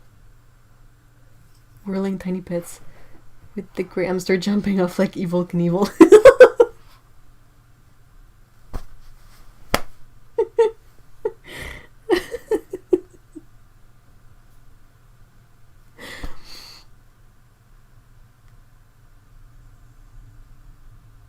Is House your cat, Susan? Yeah, this is, mind you guys, this is in a setting where no one is gonna eat or bite anyone else. Because it would never be a real thing, you know? So we can sort of adjust a few things here and there. We need to draw a Christmas tree made of all our pets. Ooh. But I mean, if I were to draw, let's say we scale that smaller. Like, it would basically be like something a bit larger at the bottom, and then you would sort of have this boop, which is a very dubious shape. Great, awesome. Because I mean, this section would be like all the cats that are basically the same size.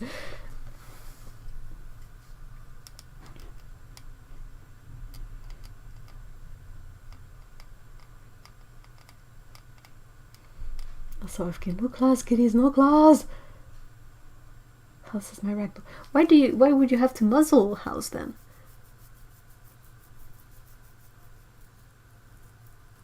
Blips come. Aww.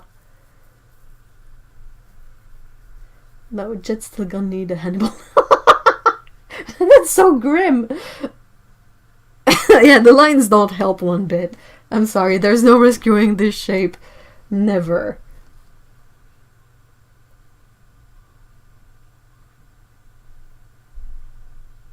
Yeah, exactly. Mikey says it. You are all being very silly because you don't realize that in the imaginary world none of these pets would attack each other. They would just sing and dance and love. Yeah, and rant about their humans.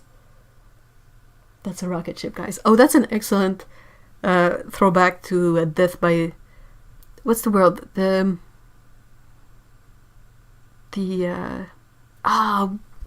It's one of my favorite movies. The Smoochie movie.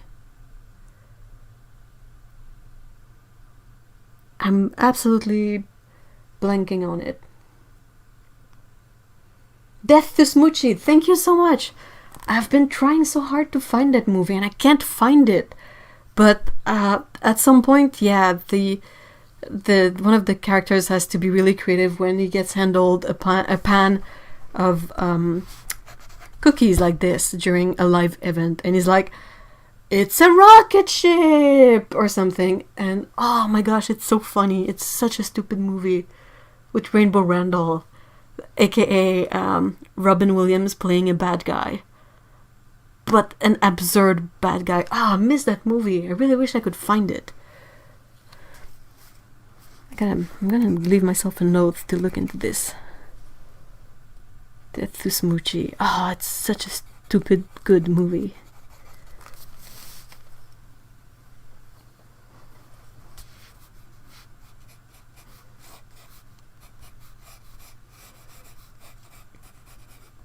I remember trying to locate it because I was like, oh, I really would like to, you know, I'm always being super selective about what movies I want to own physically, because some movies I'm like, yeah, they're good, but I don't really feel like I need to own the home media. But that one I would love to have it and I cannot find it.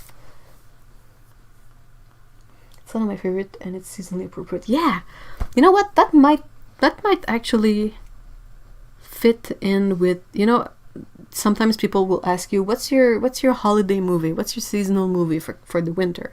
And I was like, I don't really have one, but I think Death to Smoochie would be the one.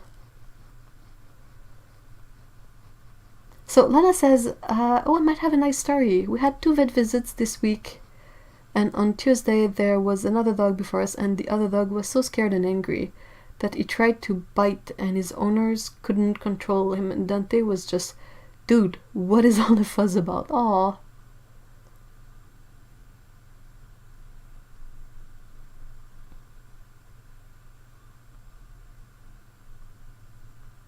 $16.53.16. I was like, wait, what?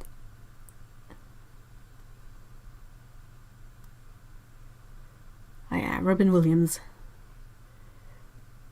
Let's not get too deep on this because it's gonna be sad again, but I kind of really miss it. I haven't seen Tokyo Grandfathers yet.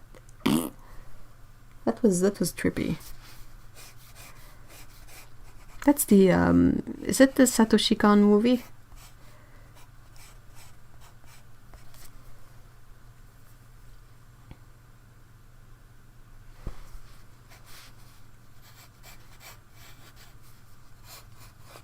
Dante is such a good doggo.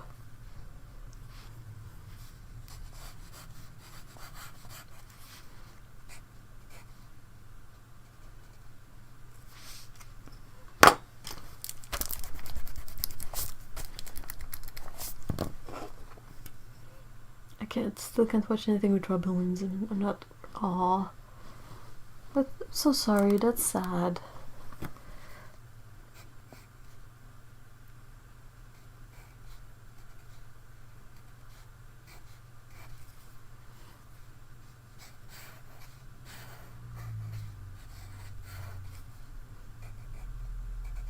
It's fair to say that he is missed a lot.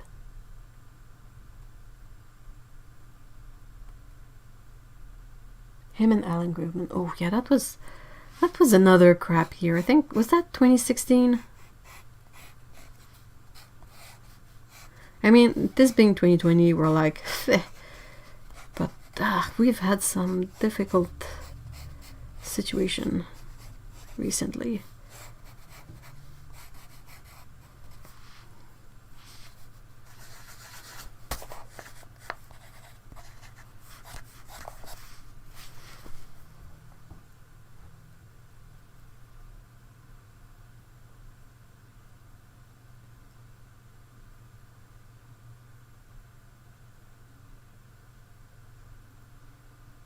Yep, lumpy elephant. Trying to think of something happier to mention. Well, yeah, maybe expand on that. Do you guys have any like movies you like to watch?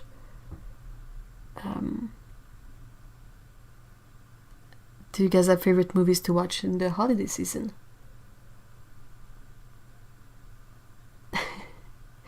So Lana says, the vet said Dante has a good tactic of freeze when he's scared, so everything goes fast and smooth. He got 4 treats after. Aww. Good boy.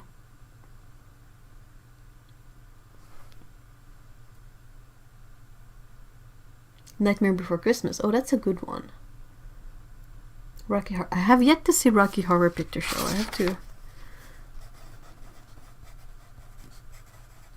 have to kind of get to it.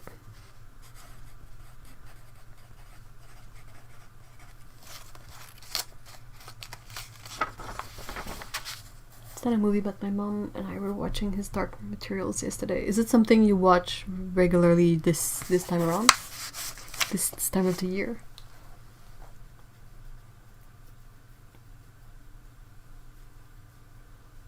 It's very bizarre. Yeah, I know it's definitely bizarre, but I feel like I kind of have to try and watch it at least so I can know what it's about. It's a bit like is it Pink Flamingo? It's a really weird movie. It's kind of a movie that I don't think I would find it good, but knowing what it is would probably help me understand a bunch of references that I'm sort of not getting. No, really, we never really had a TV to watch things on, so it never became something we did. Although there are usually figure skating holiday shows I try to watch now. Oh, interesting. The one thing that we had a lot around here, I don't know if it was present elsewhere, but during winter in Quebec, we would have a thing that was called ciné cadeau, which is basically like ciné is in reference to cinema, and cadeau is gifts. So it would be like a specific programming during the holiday season where between a specific time, like I don't think it was every day. Was it every day? But they would have programming for kids, like a bunch of old movies, co-productions between France and Japan a lot. So a bunch of Asterix movies, really weird, sad stuff. What else? Asterix? Yeah, quite a few Asterix movies. What else was there? I just can't remember, but that was sort of the thing. So the thing and they would technically be the same movies every year, so we would watch that a lot. No, on the John Waters. Yeah, I know it's terrible. Like, I've heard a lot about it. It's definitely weird, but it's so weird that, you know, sometimes you kind of, I like knowing what things are so that I can understand everything around them.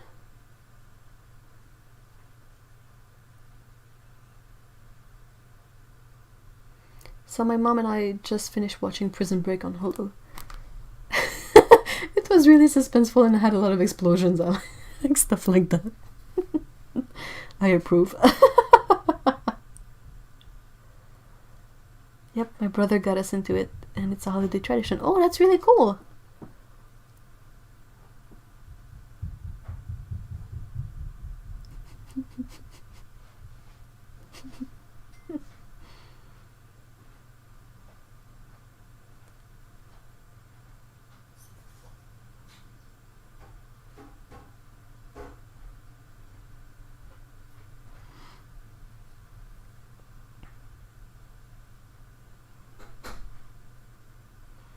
So yeah, there's a lot of things that are not... I have seen Pulp Fiction a long time ago, but I did. But yeah, there's a lot of things that are very sort of not the big thing here in Quebec. Like the Grinch stuff, everything Roald Dahl is not that big here because I don't know if it's because of the language, but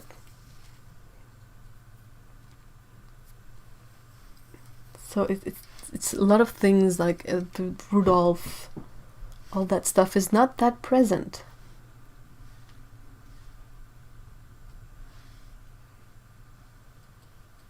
Every time I see Rocky Horror Picture Show, I think of the song Lady Picture Show, something.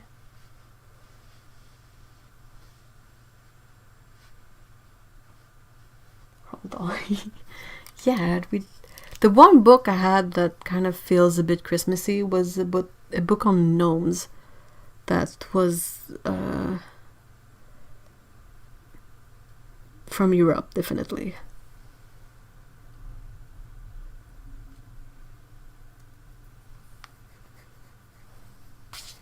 Tsukabu says, one year we visited Universal Studios during Christmas and got to see how the Grinch stole Christmas themed tree and everything. Ooh.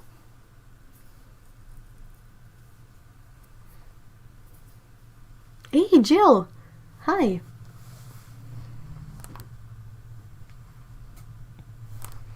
So yeah, some people have like Die Hard as a holiday movie. Oh yeah, Die Hard Yippee-Ki-Yay 2020. Very accurate for this year.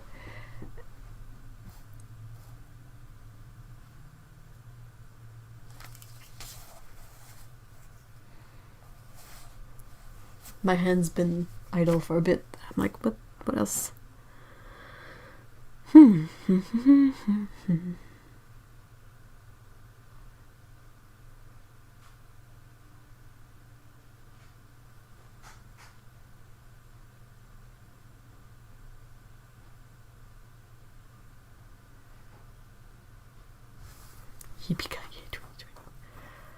I'm trying so hard not to hype myself for the end of the year, because part of me is like, yeah, but you don't know how the next year is gonna be. Like, it's a bit like, you know, I don't know what they say in English, but with everything that's been going on this year, we have the sort of universal slogan of ça va bien aller, like it's gonna be fine, I guess. And I hate it. I can't stand it. Because I just want to yell, you don't know. It's gonna be fine. You have no idea, actually, so shut up. Hey, Lise! Hi! So nice to see you.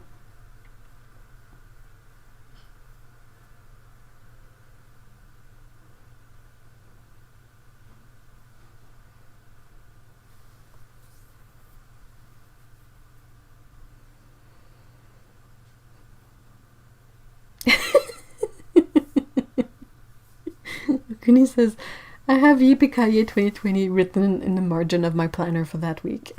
Do you think there will be, do you guys think there will be t-shirts that say like, I survived 2020? Is that too, that might just be too dark. Because you know, sometimes they have those silly t-shirts like, I survived, and then it's the name of like a difficult roller coaster or something like that. And they always feel kind of very short-lived.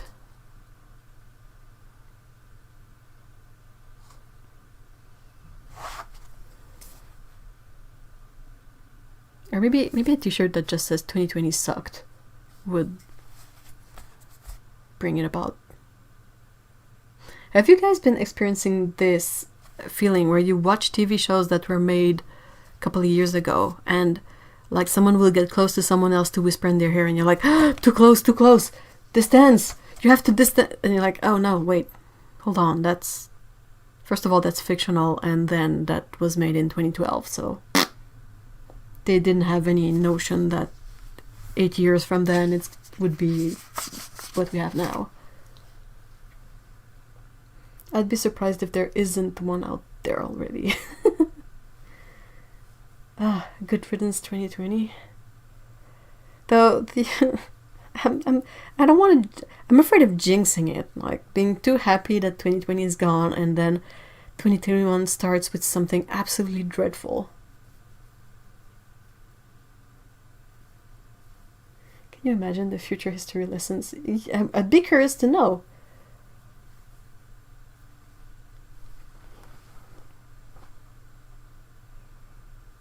Yeah, and sing them in the shop without a mask. It's like, put on a mask. Oh wait, exactly, Kevin. That's exactly the thing that we've been rewatching Elementary, and it's always that like, but they're walking on the sidewalk. There's so many. No one has masks, and sort of have to always re-update our brain that nope, it's not the same, not the same time. I just got Blackwing pencils this week for the first time. Now I know, but they are pretty great, aren't they? My only issue with those is that when you get them new, they're super long, so they don't fit it in any pencil case I got. You gotta wear them down a bit before they can fit into a pencil case, but they are such a nice, fun pencil to use. I think any pencil is fun, but those, you pay a bit higher price for them, and they're fun. I need more drink.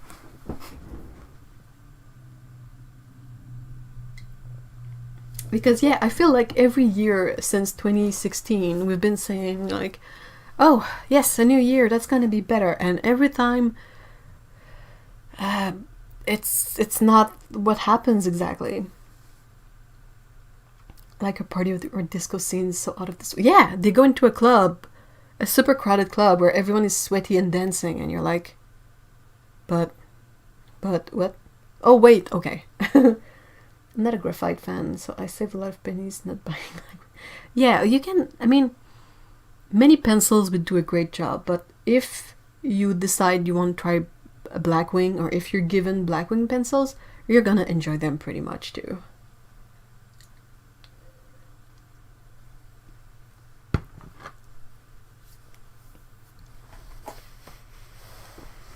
"2017 was way better than 2016 for me." I don't know, for me, they kind of like 2016, then 2017, then 2018, then 2019, then 2020. Crashed.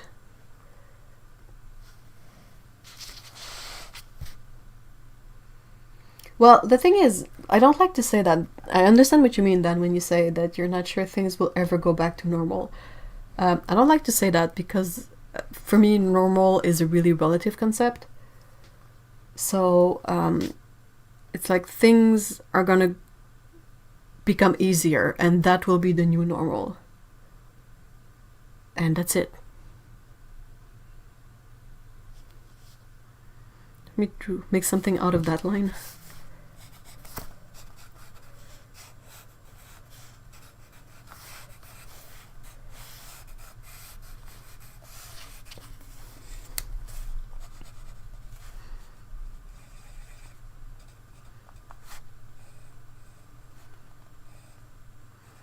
Someone being very careful about looking down the cliff but not sliding off. This is not grim. This is just someone who's like, holy moly, this is a high cliff.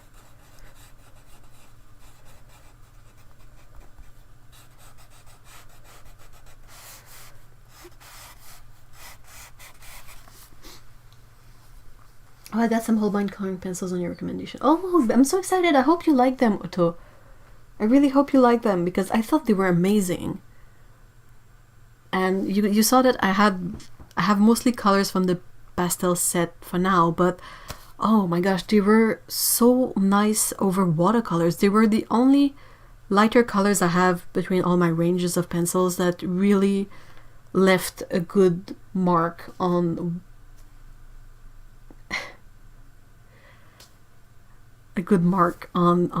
watercolor. I follow a Canadian vlogger and he released a late vlog from Canadian Beer Fest a couple of months ago. They were all so relaxed around each other. I miss that. Yeah, it's gonna come back, but it's gonna take time. I think that's what the main struggle about this is that it's really hard to envision that things will be much better in 3 years. Like, you kind of like, yeah, but that means that's so many weeks, that's so many months. But it will go back to some sort of after there's a vaccine, after there's a bunch of things that are done, and it's going to be a bit easier until the next pandemic. Yeah, exactly. Mikey says it's what we are able to tolerate. In the beginning, when there's change, it's hard to tolerate it. It becomes easier over time. Yeah, it's always a lot of change from the beginning, like big, and then we get used to it and it gets better.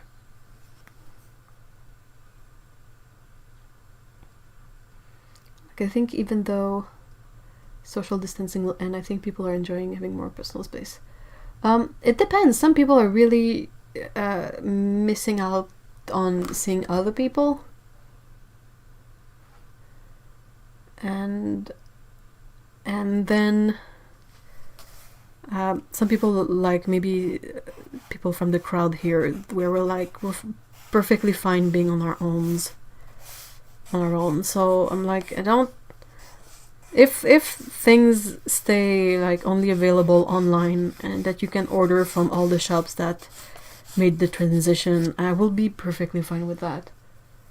But yeah.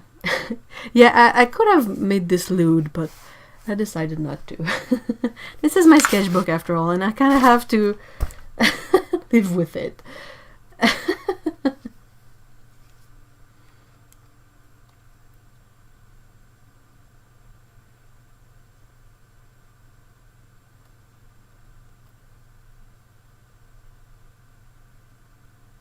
Also just ordered the Albrecht Dürer Magnus watercolor pencil and more mimic brushes. Mimic brushes are lovely.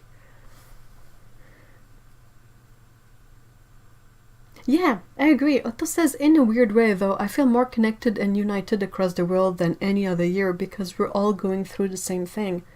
Exactly, and the severity of the situation kind of really makes it easier to see who is like you and who isn't, so you can really connect with people who will bring you good stuff and miss out on the people that might be more toxic, that you wouldn't have noticed until you were already into a relationship with those.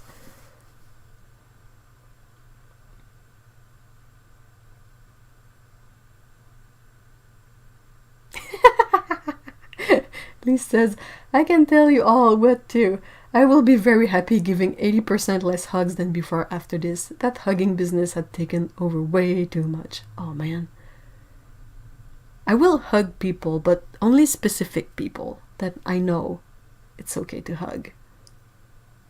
Like, I really enjoy hugging my friends, but if it's not someone that I've known for at least a couple of years, hugging them will feel so weird. And it's not like every time it's like, oh, we spend the day and then we each go our way at the end of the day, so we hug before we leave, you know, that kind of stuff.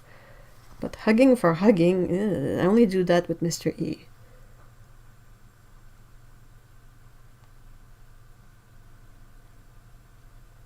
Jill says, I didn't really realize how introverted I truly am and how much energy people costs me, even with folk I like until... Yeah, that's the thing. It's a really good year to understand our level of introvertedness.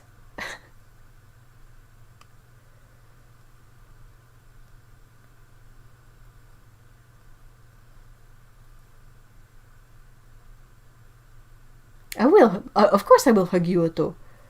If you want to be hugged. That's my thing with hugs. Like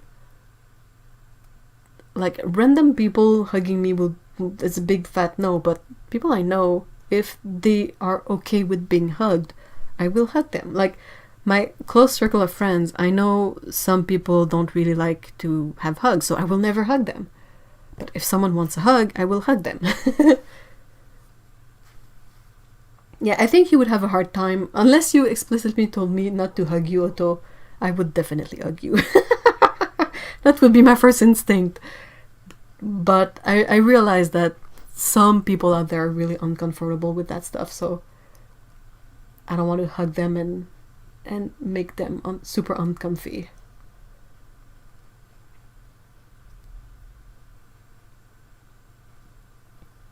We need to meet up in a cat cafe if we ever do. A cat cafe in Japan. Oh, I don't know if 2021 will be doable. Maybe it will be something a bit later on, because, dude, we are almost in 2021 and we are not completely back to like the same kind of freedom that we had. Like, you still, like, everybody's hitting a second wave, so I think we gotta chill a bit. Hey, I've been wearing 90s since Michael Jackson was wearing masks in airports and crowds. We need to be hugging on everybody.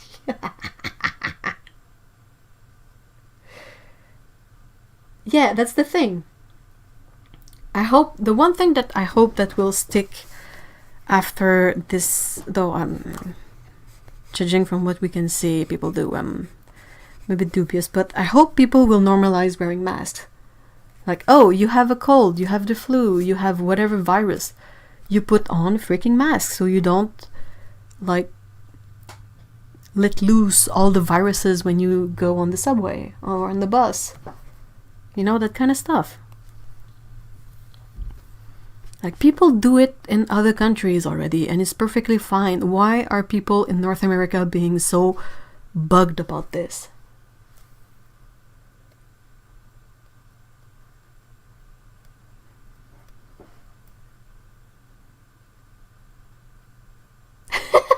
I agree. Otto says this year has been the first year I did not have to feel guilty about being introverted. That's been a relief. I know what you mean so much. Like when we go walking at the park, I always get super... it's pointless to try and talk me out of it, but that's the way I feel. Whenever I meet someone on the pathways of the park, I get instantly anxious. But now I have every good reason to just step away from those people. And that's been such such a lower level of stress. It's stupid, but it's still what it is. Plus I need time to save travel monies. Oh yeah, definitely. Me too. I mean, Korea really did a number, I think, on the virus. Like, they really controlled it quickly.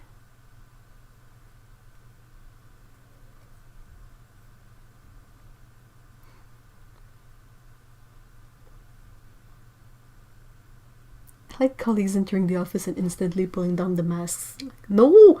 No! People are still not wearing masks outside here, and it really disappoints me. Yeah, I've seen that a lot. Like, to be fair, when I go out on a walk, I don't wear a mask because I know I will be outside and I know I will walk away from people as much as possible. But if someone like stops me to ask direction, I feel uncomfortable right away. I feel like I'm like, no, don't stay away from me, walk. Keep moving.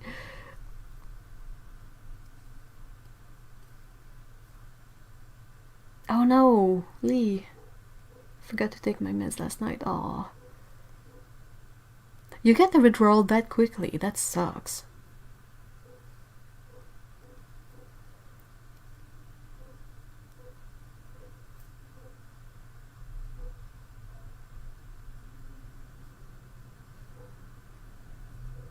Because we stress individuality and having our space so much in it. What do you mean, Amisha?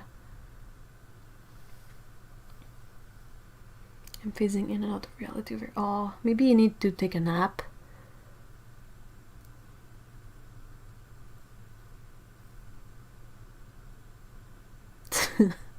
Oh my gosh, Kevin, you say that.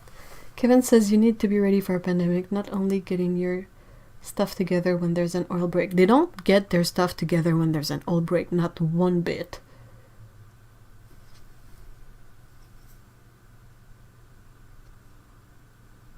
Good luck with the installation of stuff, Okuni, and have a great weekend.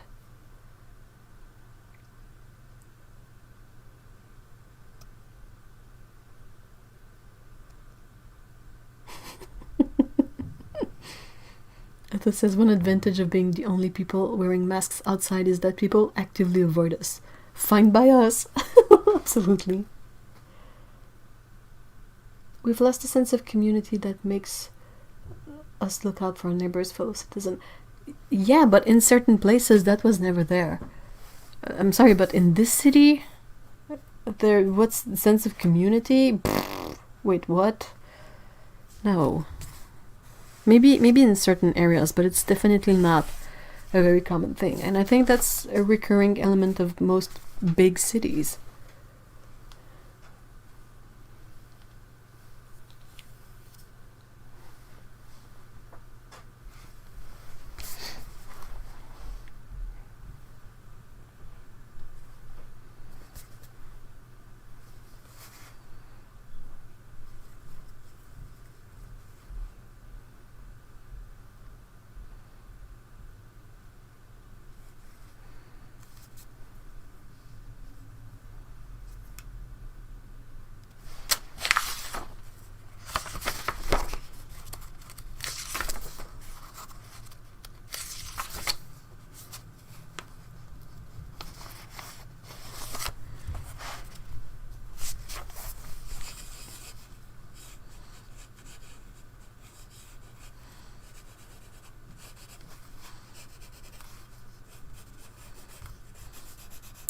I have a lot of catching up to do on my Patreon paintings.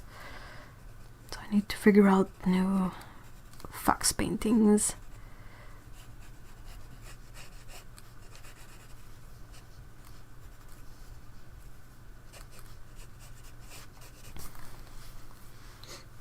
people in the US won't wear masks for the same reasons we don't have universal healthcare like a civilized country.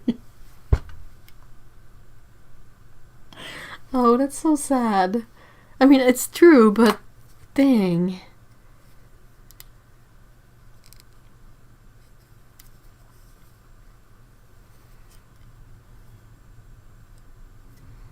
And like, even with examples of other countries where it works perfectly fine, still can't get through to most people.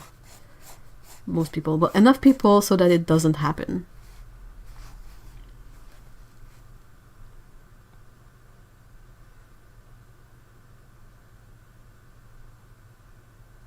My mom just told me today that we're splitting up Yule evening this year, and I'm such a fan. I do so much better with fewer people at a time. Yeah, definitely.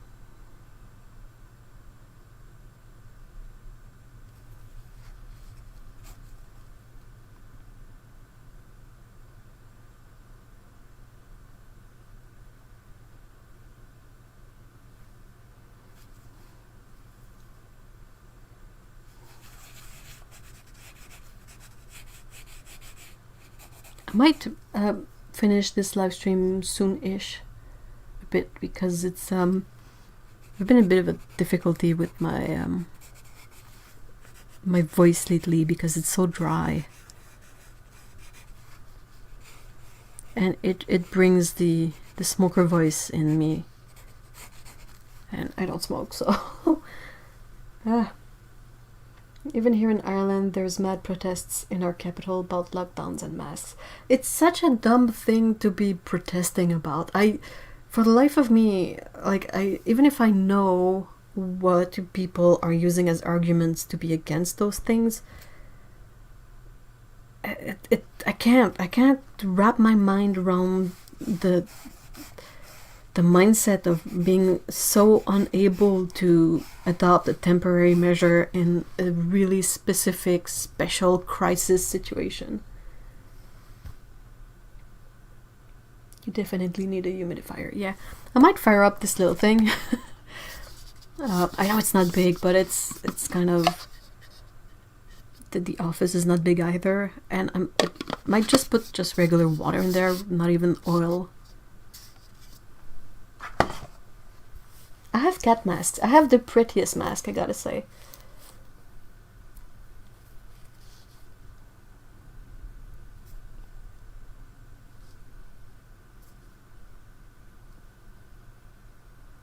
It's a coconut. It's one of those things that you put water, you put essential oils in there, and it makes a mist, and usually it's to make a mist that smells good, but I'm pretty sure I could use it just to mist up the place. And I think it has a light. Yeah, it has a light here, I think. A unicorn. Yeah, I have cat ones, I have unicorns, I have one with rainbows on it, and there's some with just colorful, fun patterns. Oh, a diffuser. Yes, thank you.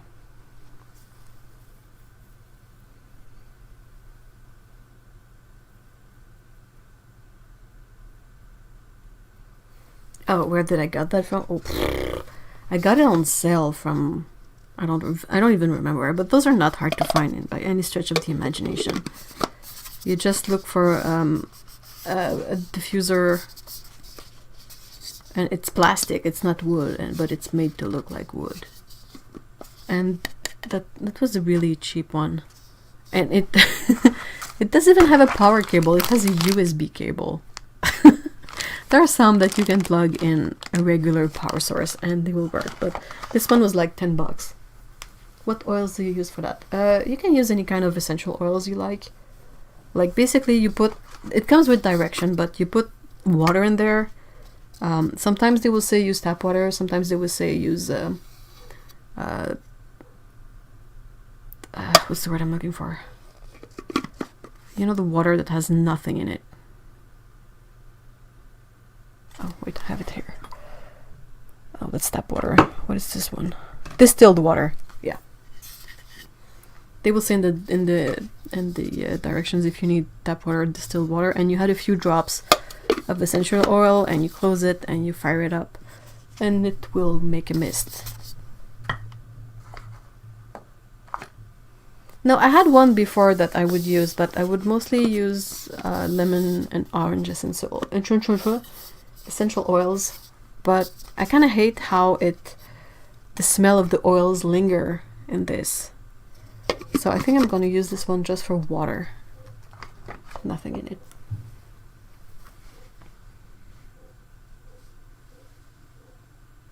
It can be pretty bad for cats, but since it's a few drops and it's like really diffused, I don't think it's that bad. Hey Sarah, hi! Welcome to the live streams.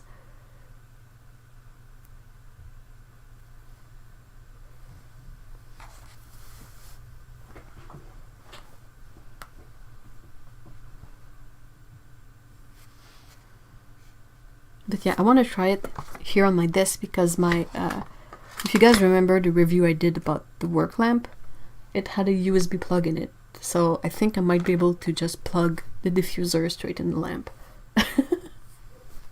Why not?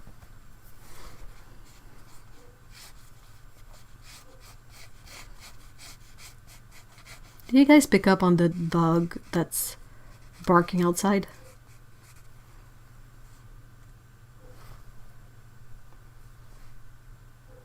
Nothing delights me more than overhearing my husband sweet talk. Oh, that sounds adorable. I know what you mean. We don't really sweet talk the cats, but we talk to them, and I really enjoy hearing Mr. E talk to the cat too.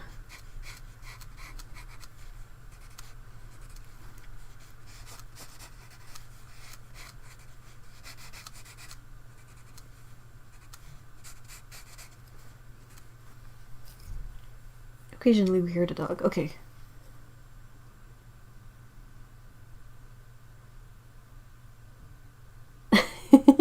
Oh, Sarah. So today is a watercolor themed day. Yeah, Otto's video are really great too. Otto says that's such a good idea to have USB ports on the lamp. I know, right? Especially since now more and more things are like work through USB. Like I got this teeny tiny, very teeny tiny LED lamp to try and cure UV resin, like LED UV resin, and it's powered with a USB. If I had to plug this in my computer to get it to work, it would be so complex, but sorry, now I can just plug it in my lamp, which I enjoy. Can't hear it here, very faint, and if I were not wearing headphones I wouldn't hear it. Okay, good. Yeah, it's the neighbor's dog.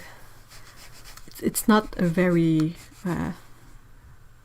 trained dog, so he barks at everything.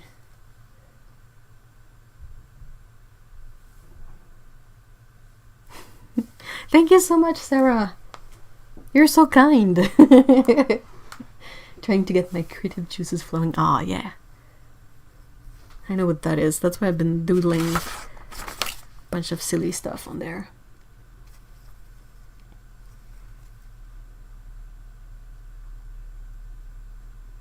I have a lamp with a USB, so handy to not have to drag my laptop to my desk to plug in.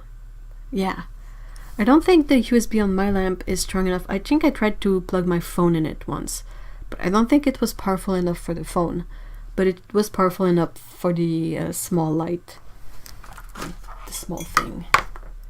Oops, I think I nudged. Might have hit that. Okay, not too bad. I haven't tried yet with the diffuser, but I don't want to pour it up without any water in there. And I don't remember what kind of water I have to put in there, so yeah.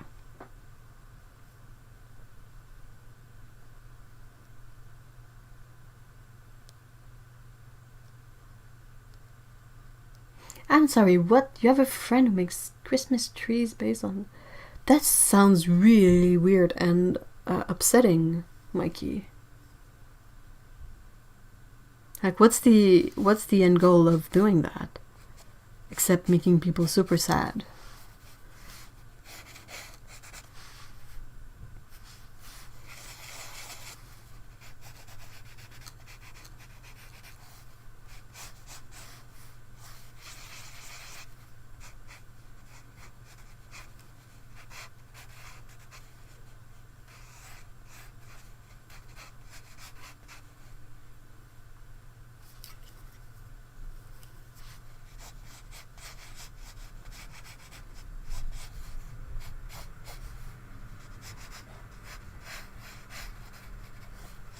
And yeah, no one has to justify being uncomfortable about the subject. Like, if something makes you uncomfortable, just call the the safe word. And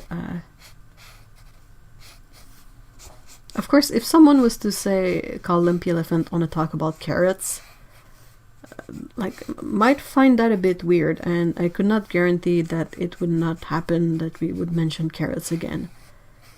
But yeah, certain topics are absolutely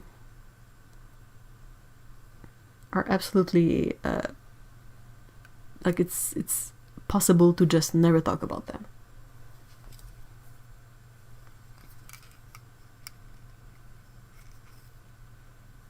Yeah, that's the whole point of having a safe word too, is that you don't really have to explain. You just have to say, nope, please can we talk about not that, and everybody in here like gets it.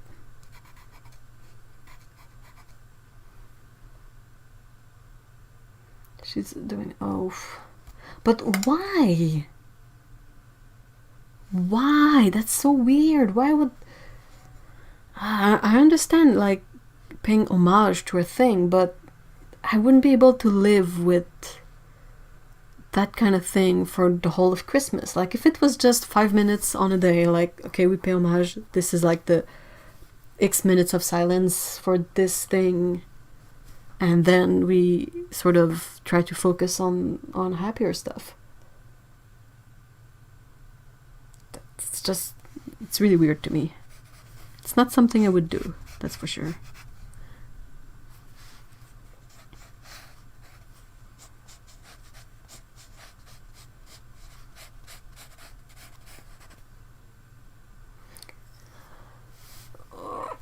I threw this cat with a mug and I'm like, chocolate, hot chocolate. Kinda want some hot chocolate.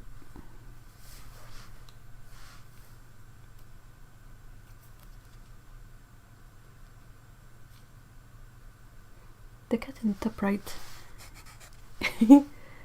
Looks like my kitty Crinkles. Oh, that's such a cute name. He's a beautiful, thick, grumpy old boy. Aw, he's a chunker.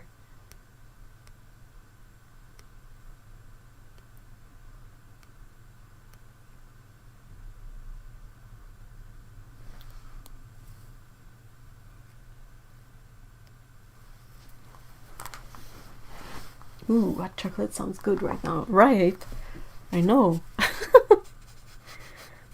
It's something I've been trying to kind of do more frequently. Rather than reaching for dessert at night, I just make a mug of hot chocolate. And more often than not, I don't really like sugar in my hot chocolate, so it's just cacao and creamer. And it's kind of a healthier thing than cookies.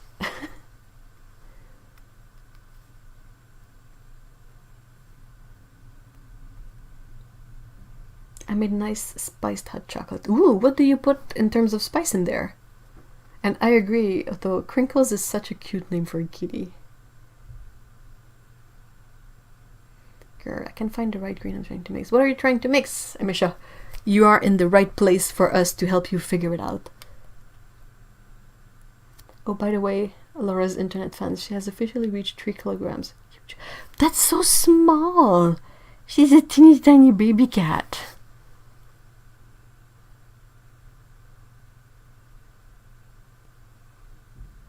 I thought my cats were like small-ish because they're not chunkers and they weigh like 10 pounds. But I'm sort of realizing with Laura, with Emmy, that you can have cats that weigh like 7-8 pounds. And I'm like, that's tiny. That's so small. That's a teeny tiny donut of a cat. You mean a ceremonial cacao? Was that the dumb, stupid thing we were laughing about from some kind of crunchy people once? Thank you, Evan Otto. He's sitting next to me right now. So Caturday Livestream is broke. Aww. His name Crinkles because he loves the way plastic bag crinkles. That's so cute. What color is Crinkles? What kind of cat?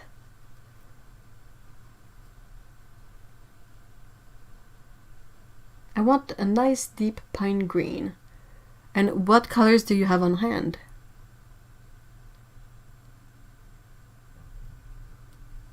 I put cinnamon, a tiny sprinkle of black pepper, a pinch of salt, and any sort of syrup instead of sugar.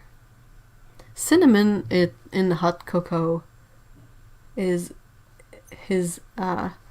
amazing. Yeah, it was. She made a whole serious video about terminal cacao and we laughed so hard. Yeah, that was so crunchy.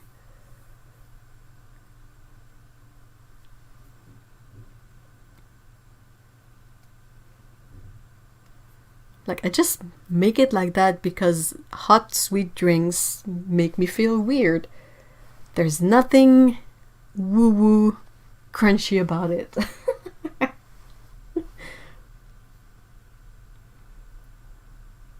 have 6 different yellows, 3 blues, and PG36.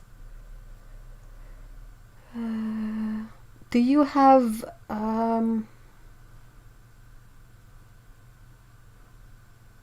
Well, for anything, you would need a lot more blue than yellow in your mix.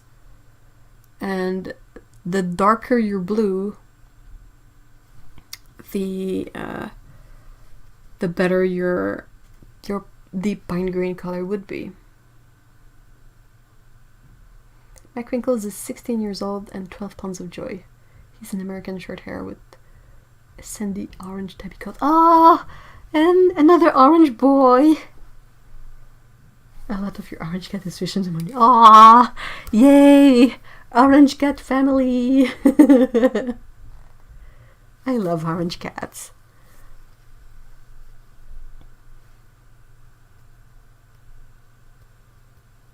Oh, but I mean, Lise, it's not a bad thing. It's just a surprising thing because I didn't have any experience with a teeny tiny cat. If you start with indigo, Amisha, try mixing your PG36 with your indigo.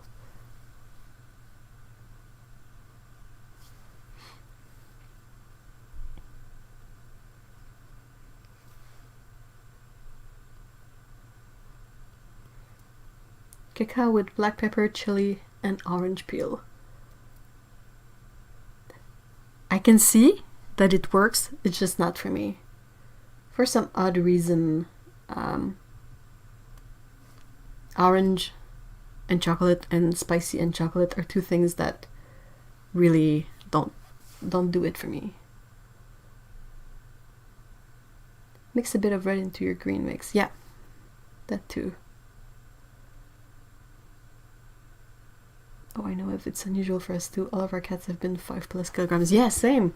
The cats I had as a kid, they were like chunkers because they had free access to the food, so they would become chunky for sure. So now that I have cats that I kind of control what amount of food they eat so they don't get to that point, I was like, oh, these are pretty lean and tiny cats. But then I see either I see cats outdoors or I see pictures of cats on the Discord and I'm like, oh, but cats can be even smaller. I've seen some too on Kitten Academy. The cat moms they have sometimes, if they are pregnant really young, they stay kind of really small. My Cornish Rex has always been a petite guy. He weighs in at right around 7 libs. Yeah, and Cornish Rex, that's the curly fur, right? So he doesn't have all that floof to add weight. Oh my god, Otto. I can't sing that because I can't sing, but oh my gosh, yes.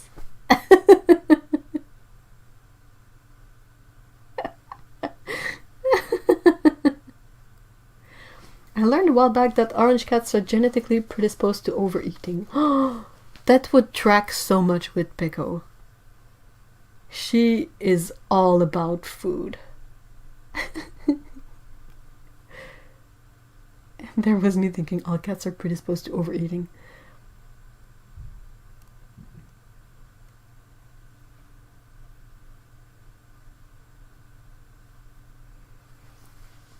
Kevin says it's weird having a dog and petting him every day than petting a cat.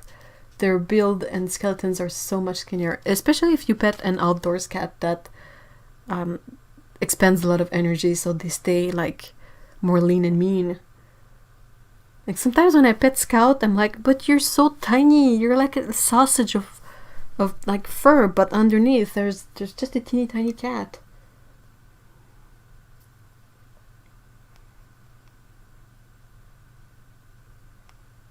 Crinkles too. One time I left a pepperoni pizza on the table. When I came back, he had licked the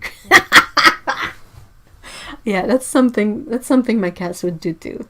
Lick the grease off the pepperonis, definitely. Hey, thank you so much for being here, Mikey. Have a great weekend, have a good rest. And yeah, take care.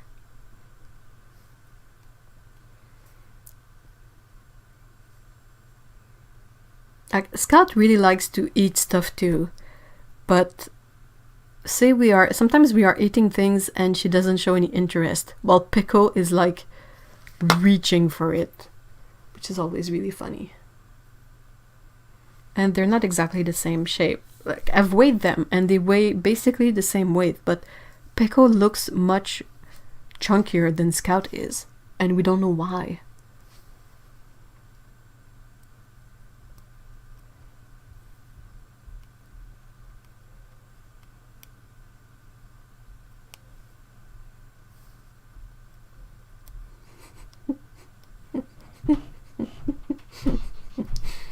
Lindsay says, we left pizza on the table and Kitty ate the toppings of one large pizza and was trying to start on the second. That's insane.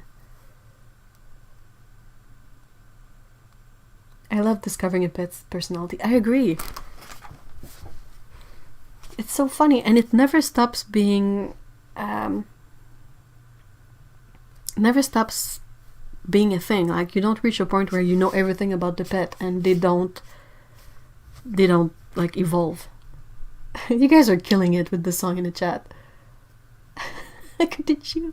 But I'll have to charge. Yeah.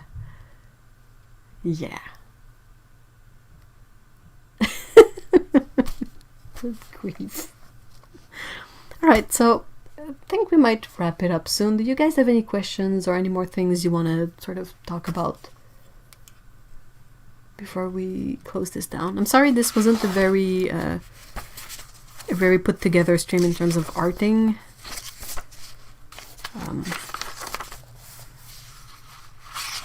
Sometimes I have ideas, but I don't really always have the time to prepare stuff for the live streams. What kind of sketchbook is that? That's a moleskin sketchbook. Well, it's technically not a sketchbook. It's a notebook. Do I still have the thingamajigger in there? It's a special edition one because I kind of like reaching for the special edition moleskin. Like, I have a couple that are lined and I'm still gonna draw on them. No biggie, it's just for sketching. But it's the plain notebook. And the reason why I like the plain notebook is that it has a lot more pages than the sketchbook. And since I sketch mostly for roughing out ideas and for practice, I don't really want the good paper. I want the any kind of paper. And yeah, like I said, I kind of like Moleskine has always all sorts of different special edition This one is Jean-Michel Basquiat, but I have a few that are like Dragon Balls, I have a few that are Gundams. I have one that is like a Lucky Cat.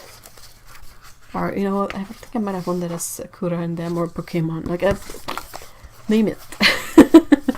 They have a lot, so I found a place where I can buy them for cheap, and I check it every once in a while, and I stash them up. I had a Barbie one before this one.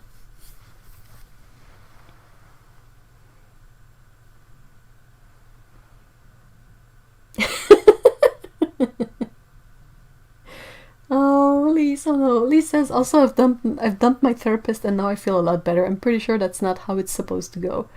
I can relate though. I've done that too. Oh, okay. I like to do pencil sketches and moleskins, but I'm trying to find what kind of sketchbook I can use to practice with watercolor. Are you looking for cotton paper or for just any kind of paper? Any kind of cellulose paper?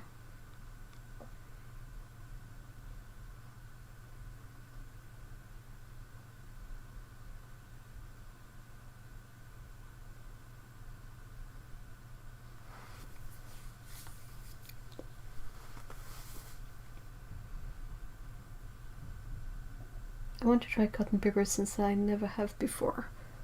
Are you in Canada? If you want to try cotton paper, there's one thing you can do that's always kind of possibly the most cost-effective way, is you buy a big imperial sheet and you cut it up in smaller sizes. So you can try it. If you really want a sketchbook, there are a few options available, but they don't all work the same way. Are you on the Discord, Sarah? Because if you want to, you can join the Discord that we've set up, and we have channels over there to discuss art supplies, so we might be able to give you more precise advice over there, since it would be a bunch of us.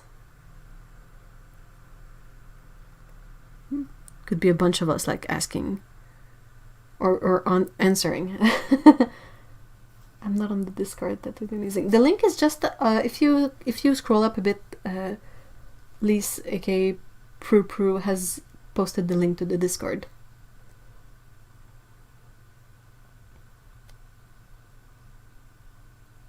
It's really easy to use if you're not familiar with Discord. Clicking the link will take you through the setup and the process, and then once over there, if you have any questions about how to use it, everyone is there to help you. It's a really friendly place. I found my green, indigo plus new gambos. Yay! That's a beautiful green. Write it down. Make a swatch and write it down what you put in there. That's why I keep a watercolor sketchbook, like with a bunch of swatches in there. Then you can write down the mixes you make and what is what. Alright guys, hopefully we will see you on the Discord, Sarah, and then we can sort of talk more about Cotton Sketchbook and all that. Big thank you to Otto and Lise for being the moderators and always being on point with the links and all this stuff. And thank you all of you for being there with us today. It was kind of a bit rocky as a live stream, but you guys are awesome, and I really appreciate that you you took the time to spend part of today with us. So take care, stay sane, hit the Discord if anything, and we will see each other next Saturday. Bye bye.